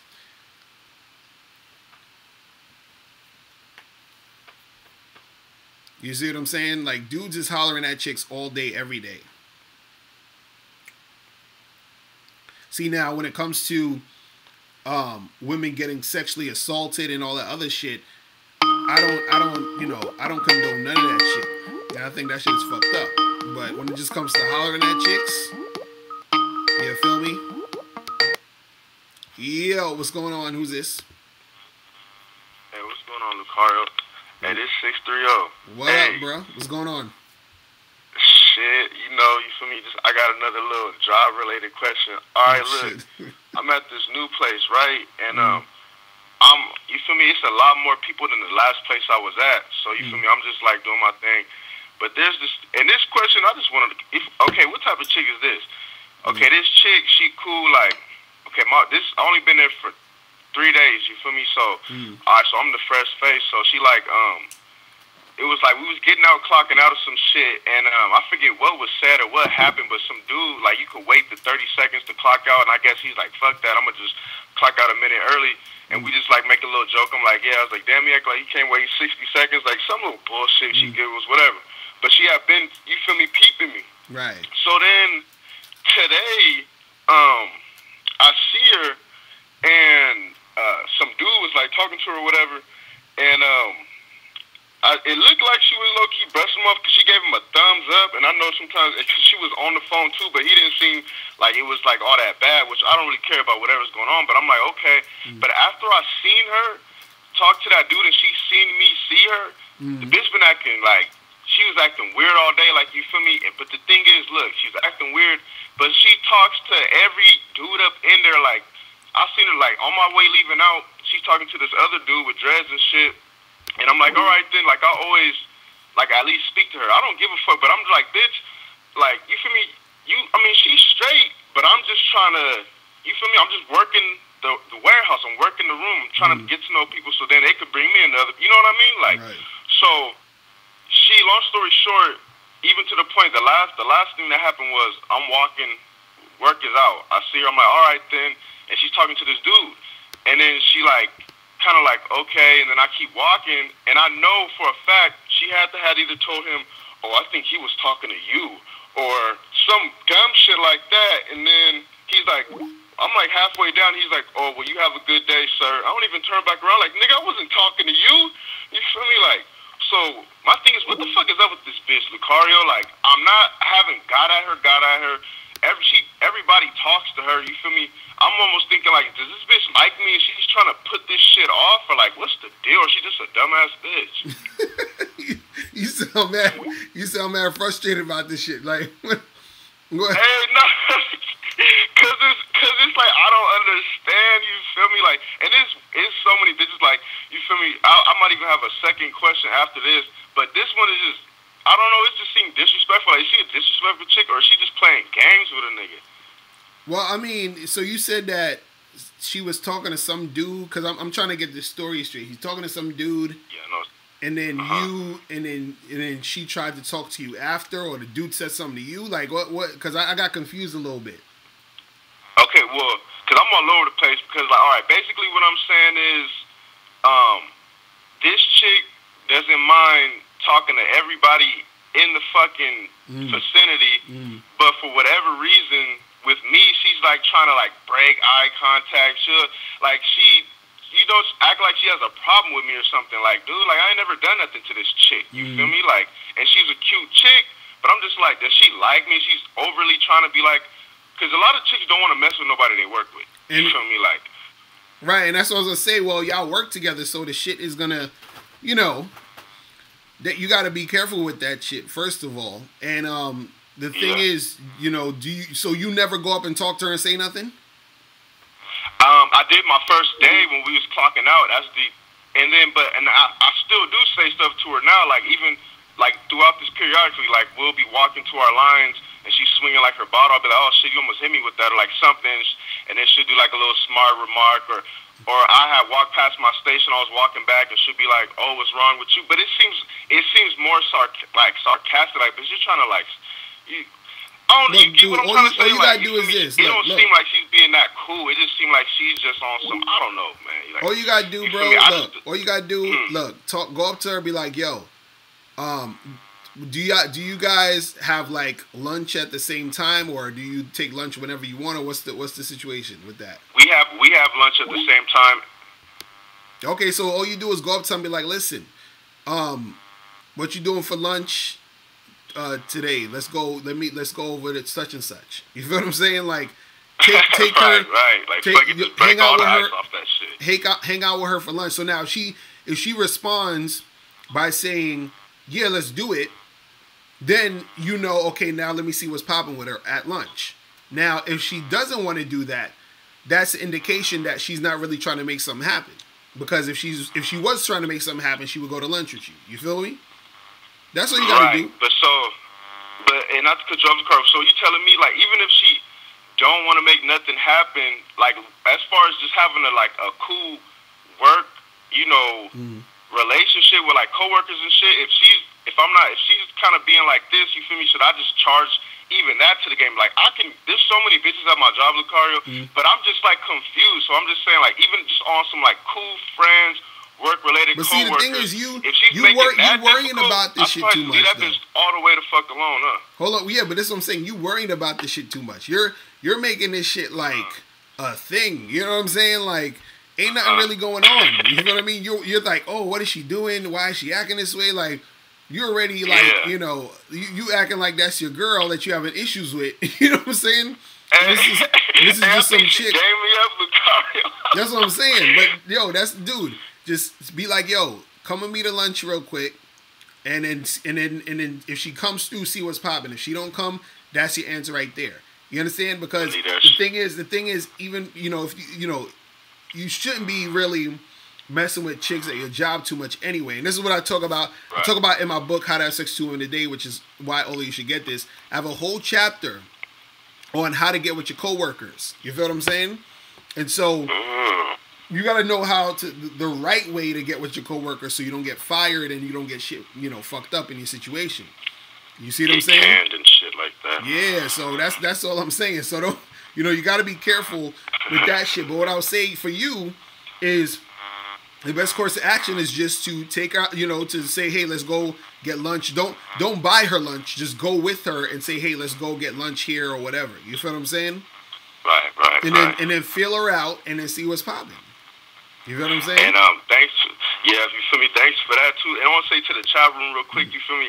Hey, I'm sorry for this little bullshit question. I usually got way better questions for Locario, you feel me? But this one I have to hit you. You feel me? Man. I'm gonna do what you said. I'm gonna just tell her. I'm gonna just come out the gate. You feel me? So just break that ice off. So I can know just have that conversation and see what's good. That's it. And then I can just get over this bitch. Right, man. Don't be you crossing. You're like on the thin line of simping. You feel what I'm saying? So. Oh no, Locario, don't hit me with that. I'm just saying, dude. You talking about? Because this shit. God damn. She got a huge space in your heart right now. That's taking up a lot of space in your soul right now, bro. So I'm just saying, be careful. She might have you bringing flowers to the job and all that other extra shit. Hell no, Locario. No, hey, look, I've been rocking with you too long. You feel me? I'm just saying. Look, I'm just confused right now. Like, what the fuck is up with? Because I would just be thinking like it's some damn fifth grader shit. Like, I really just see. She got you. See, that's what I'm saying. She got you. See, again, every time she got you thinking this shit. She should be calling me, asking about you. Do you understand what I'm saying? Right. That's all I'm saying. You feel me? So just think about that. You feel what I'm saying? That's how it needs to be. All right, bro. And then wait, Locario, one last question. All right. This is my last one. Okay, so this chick, right? Okay, I met her with her probably like the other day. You feel me? We did what we did. She lives with her baby daddy, right? Now, supposedly, this is another question after. Now, supposedly, that day we meet up, we do whatever, because we have been talking. I come home, all out of the blue, all of a sudden, she's talking about, he's kicking me out, he's doing this and this and that. And I'm like, oh, really? Like, damn, well, you feel me? They got, like, women's shelters, they got all type of shit, And then she's like, okay, can you talk? So I let her call me, boom. Mm-hmm. So I'm waiting. I answer the phone, I'm talking to her. She's like, yeah. She's like, I'm sitting. I was like, man, he's not really going to kick you out. She's like, because they're supposedly not together, but I think they was. She's like, she's like, I'm sitting outside right now. I was like, he's going to let you back in the fucking house, right? So then this chick, all of a sudden, she's like, yeah, and he's been trying to break my phone. And I forget what I had said to her. And she's like, oh, wait, stop. And it sounded corny as fuck, right? So then I get a text. I'm like, hey, why you hang up? She's like, oh, he just broke my phone. I'm texting you from another phone on the app. I'm like, dude. And from the same number, like, okay. So then she still hit me with this sim shit like, oh, what is she saying? She's saying, I'm going to be, he's really kicking me out. He just broke the phone. And now at this point, I feel like it's a game. So I'm like, oh, really? Damn. All bad. Like, I'm not even going to give you no solutions. And this dude calls me, thinking it's going to be her. He's calling me, threatening me, saying all this crazy shit. So my question, and I cut it off. She called me tonight. I did not answer. Yeah. So my question to you is, do you think this bitch, like, basically let this motherfucker see her phone on purpose to make him fucking jealous? Because I haven't heard from this dude the whole time we've been talking for like a week. And then when we finally do our shit, all of a sudden this motherfucker's breaking phones and trying to kick people out the house. I'm sorry, you be having the funniest stories. But no, look. First of all, oh man, bro, listen. First of all, why are you fucking this chick who's living with her baby daddy?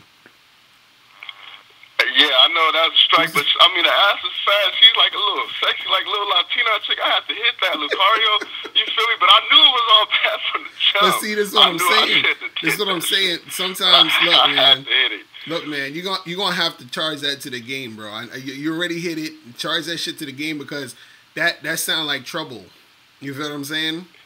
Yeah. Like the fact that you got her calling you talking about he kicked me out that, like, none of that shit is your problem, but it's going to end up being your problem if you keep dealing with this shit. You feel what I'm saying? See, I made a video about this the other day. I was like, all pussy ain't good pussy, bro. You feel what I'm saying? That, you know, right.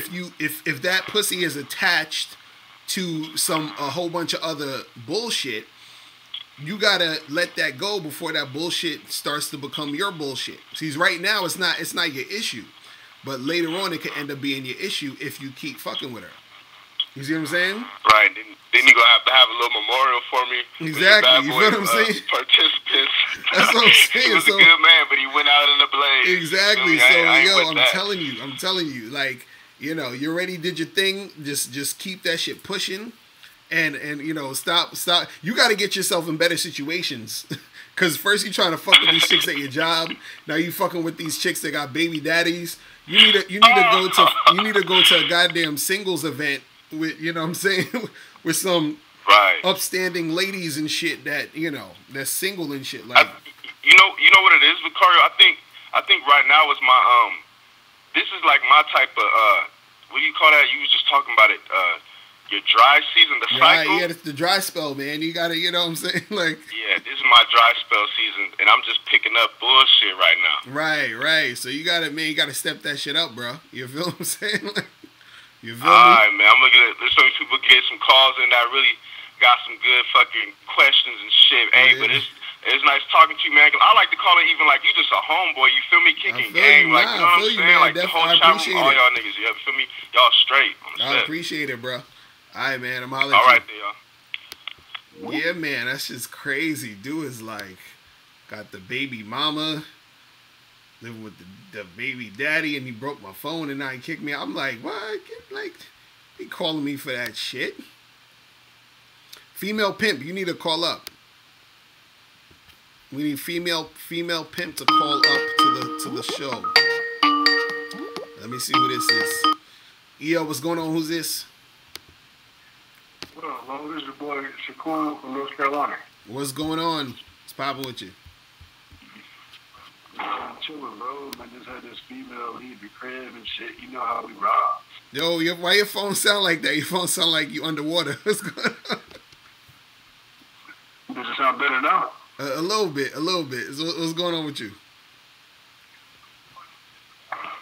But yeah, my thing is now I done hit a new point in the game. Now, you know, the problem ain't pressing up on females getting dates now. Now I gotta. Can you hear me now though? I just want to make sure everything sounds clear now. Yeah, I can hear you. You still sound like you're underwater a little bit, but I can hear you though. It's like you're in the bathroom or something. That's what they say in the chat room. Got the echo going, but go ahead. I know that, but yeah. My thing is now. See, I done got to the point where I got a feature rotation. I had to come over tonight. And, you know, things got hot and heavy. You know what I'm saying? Hold on. You breaking up heavy. Hold on. You breaking up heavy. Wait, say that again. Go ahead.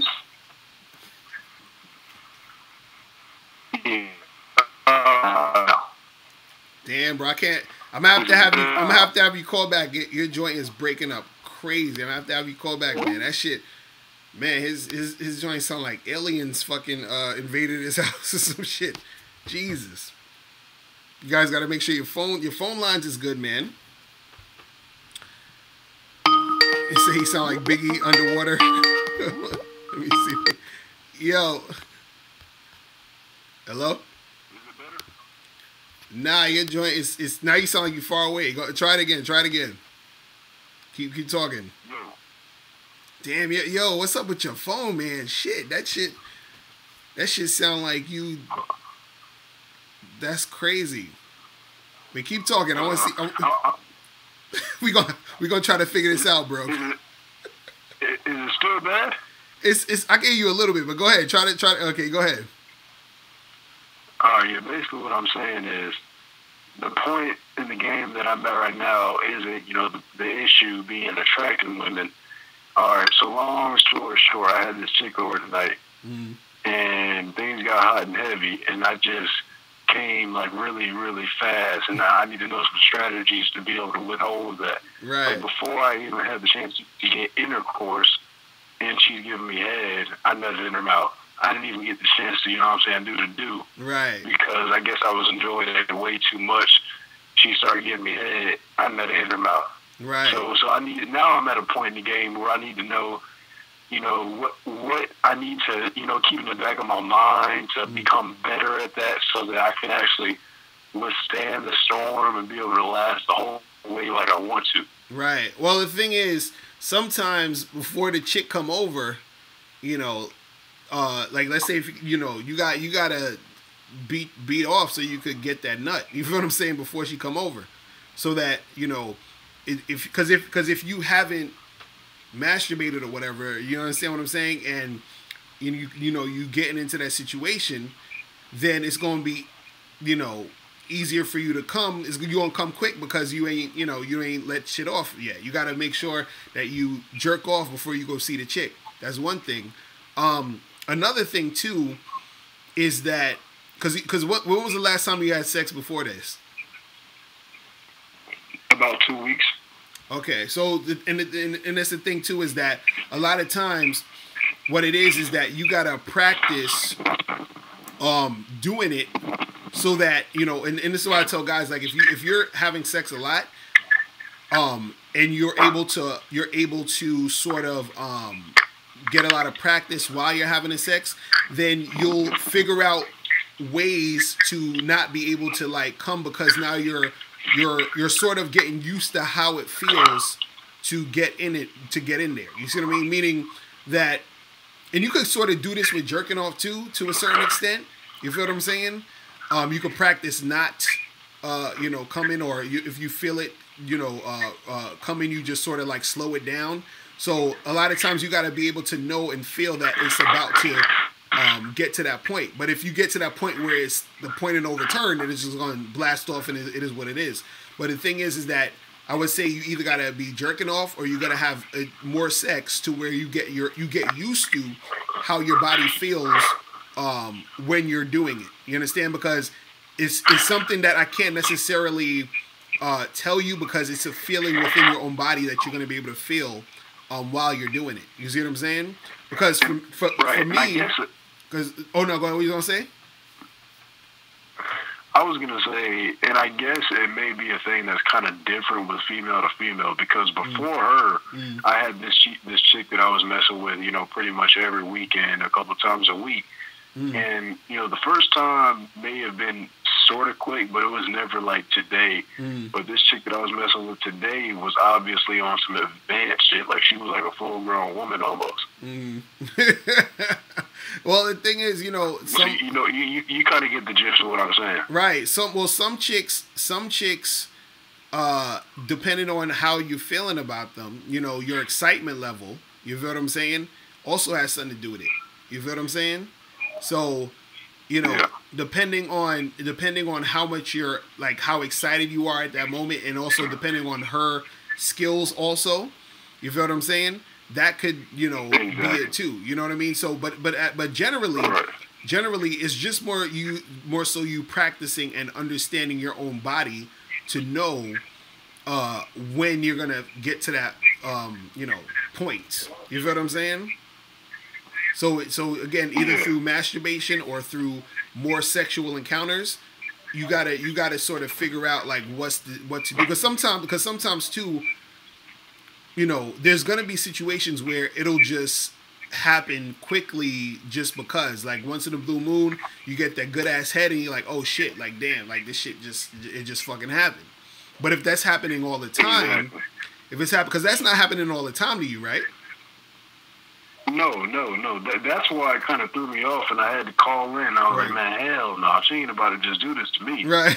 So that's what I'm saying. Like, sometimes it just might happen in that situation. You know what I mean? Because I remember, me, I'm you know, I'm really good at, like, basically letting the shit last. You feel what I'm saying? And there was, you know, one time I was with this chick, and, you know, she was basically, you know, going crazy on it with the head game, and I was just like, shit, and that shit, And it was like I was just shocked because I'm like, yo, I ain't never, you know, I don't come this quick. Like, how the fuck did this happen? You feel what I'm saying? But again, it'll happen once in a blue. So if it's not anything that is consistent, I don't think you need to worry about it. You feel what I'm saying? If it's not something that happens all the time, but if it's you know, but just in general, as long as you're you know, doing it to the point where you get a sort of a rhythm or a feel of what you know how to, you know, what your body feels like when you're doing whatever you're doing, you should be fine. You know what I mean? Because then you'll know how to really react to that shit. You feel what I'm saying? Right. Yeah, man. Yeah, bro. I just had to call in because this chick was super hot.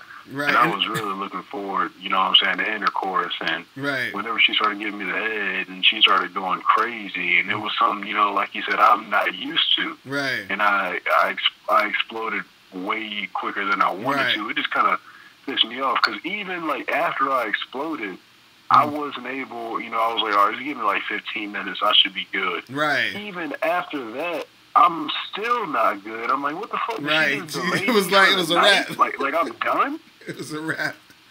It was a wrap. I was pissed. I was like, man, I'm sitting here rubbing on her back and shit, squeezing her ass, doing everything I can to try and get one more rock up. Right. Yeah, that's how it is. And sometimes when you feel it come, you gotta be like, you gotta tell her to, you know, you gotta tell them to stop. Because I've been in those situations too where I had to tell this one chick, I was like, yo, hold on for a second, relax and chill. And then after she would chill, then I was able to continue to do, you know what I'm saying? Because I knew if she would have kept going like 60 seconds, 2 minutes longer, it would have been over. You know what I'm saying? So, you know, so you got to be able to like tell them to hold on for a second and let's get it going. That's the point that I'm trying to get to next. So let's say you should know this. You've been in the game way longer than me. So after you explode, and I guess if the takeoff wasn't too crazy, what's the general timeline until you're ready to get back at it? Or is every guy different? Yeah, well, yeah, that's the thing. It's different because even it'll be different for you at different times. Because it's times where, you know, like after I nut, it's like sometimes it's like it just ain't gonna happen again. Like I'm good for the rest of the night because I'm tired. The shit ain't gonna go down. Or there's times where I'll nut and then I'll be up literally in like a minute and a half, 2 minutes. Like you know what I mean? It's like almost like it never went down. You know what I'm saying? So it all depends. You know what I mean? So it all depends on you. It all depends on your energy level. You know what I'm saying? Because if you're really tired and your body's tired, that shit ain't coming up no more. You're done for the night. You feel what I'm saying? And then sometimes you got more energy to make it happen. So yeah, so it all depends. Like all that shit varies. You feel what I'm saying? Right. So yeah, man. Shit, yeah, bro. That was just the thing, man. I'm just glad to be at this point in the game. You feel me? I'm glad that we're not having the discussions no more about, oh, Locario, I'm so nervous. Right. Exactly. So at least you got some spectrum than the others. Right, you got some good problems. You feel what I'm saying? Yeah, man. You got some real good problems. These are the problems that, you know, we should be talking about. Right, exactly. Real shit, bro. Yeah, for sure, bro. But I'm gonna let like you said earlier, the Sims continue to call in with their problems, and you know, the other side of the spectrum, guys, you know, we're about to go ahead and rest up and get our sleep. Right, real shit, bro. I appreciate the call, man. I'm just messing with them. Yeah, for sure, bro. You take it. All right, peace. Oh man. All right, guys, it is fucking 3 a.m, and I gotta get up to do this Thanksgiving shit. So yeah, man, I want to, you know, wish all of you guys a good Thanksgiving. Have some fun. Also remember, guys, the Bad Boy membership sale is going to be from now up until November 26th. So if you join the Bad Boy membership, you get the audio program of How to Have Sex 2 Women a Day for free. And you get the Bad Boy book for free. You feel what I'm saying? So let me shout out all the peoples in the chat room. Shout out my dude 630 Boy for the call. Bastlex. Is that I said your name right? Jay. Yeah, I'm gonna do a live joint on Friday. I'm gonna probably be upstate in New Paltz, New York, at the in-laws house. But I'm gonna do a joint on Friday. Who else we got in here? Funky Fresh, Sticky E, Female Pimp. Female Pimp, you gotta call next time. We gotta have a discussion, Female Pimp. Cause you playing games like you can't call nobody. Odami, who's up in here? Michelle Cobre. Yeah, Michelle. Did I say? I keep thinking I'm saying your name wrong. But calling on Friday. We're gonna make that happen. Jufanny's up in the building. Jermaine Jones, Bald Head Gang Jamaican. Shout out to you. Who else we had up in this piece? I'm surprised y'all be up this late, man. I know some of y'all are in different time zones, so it's probably not as late. We had Dude What 212 up in this spot. Who else we had up in here? Chris G. We had a lot of trolls in here today, man. Shout out to the trolls, man. Damn. Y'all was going hard. Y'all was going extra hard today. Shit. I was like, it's like, goddamn. But yeah, I wanna shout out everybody up in here. We had Black Kid with Glasses in the chat room. Albert Michelson. Who else we had? Shakul Bell. Ellie Empire. Damn, a lot of people up in here. But listen, appreciate you guys. Also, make sure you get How to Have Sex with 2 Women a Day, the ebook and the hard copy. And remember, you get the audiobook for free if you join the Bad Boy membership before the 26th. And you get the Bad Boy book. Okay, the Bad Boy book is fire. Okay, you guys got to make sure you get that. And the Bad Boy book officially is going to be coming out maybe in like December, because I actually have it. I have the Bad Boy book on Amazon. So if you guys want just the book, you can go to Amazon. But when I put the Bad Boy book out officially for sale on MrLocario.com, it's going to be the book and an exclusive Bad Boy membership audio joint. So it's gonna be a lot of shit. You feel what I'm saying? It's gonna be a lot of hot shit up in the place. You feel what I'm saying? But yeah, man, I'm going to holler at you guys on Friday, man, and make sure you guys have a good Thanksgiving. I'll holler at you later. Remember, the truth is inside you. Peace.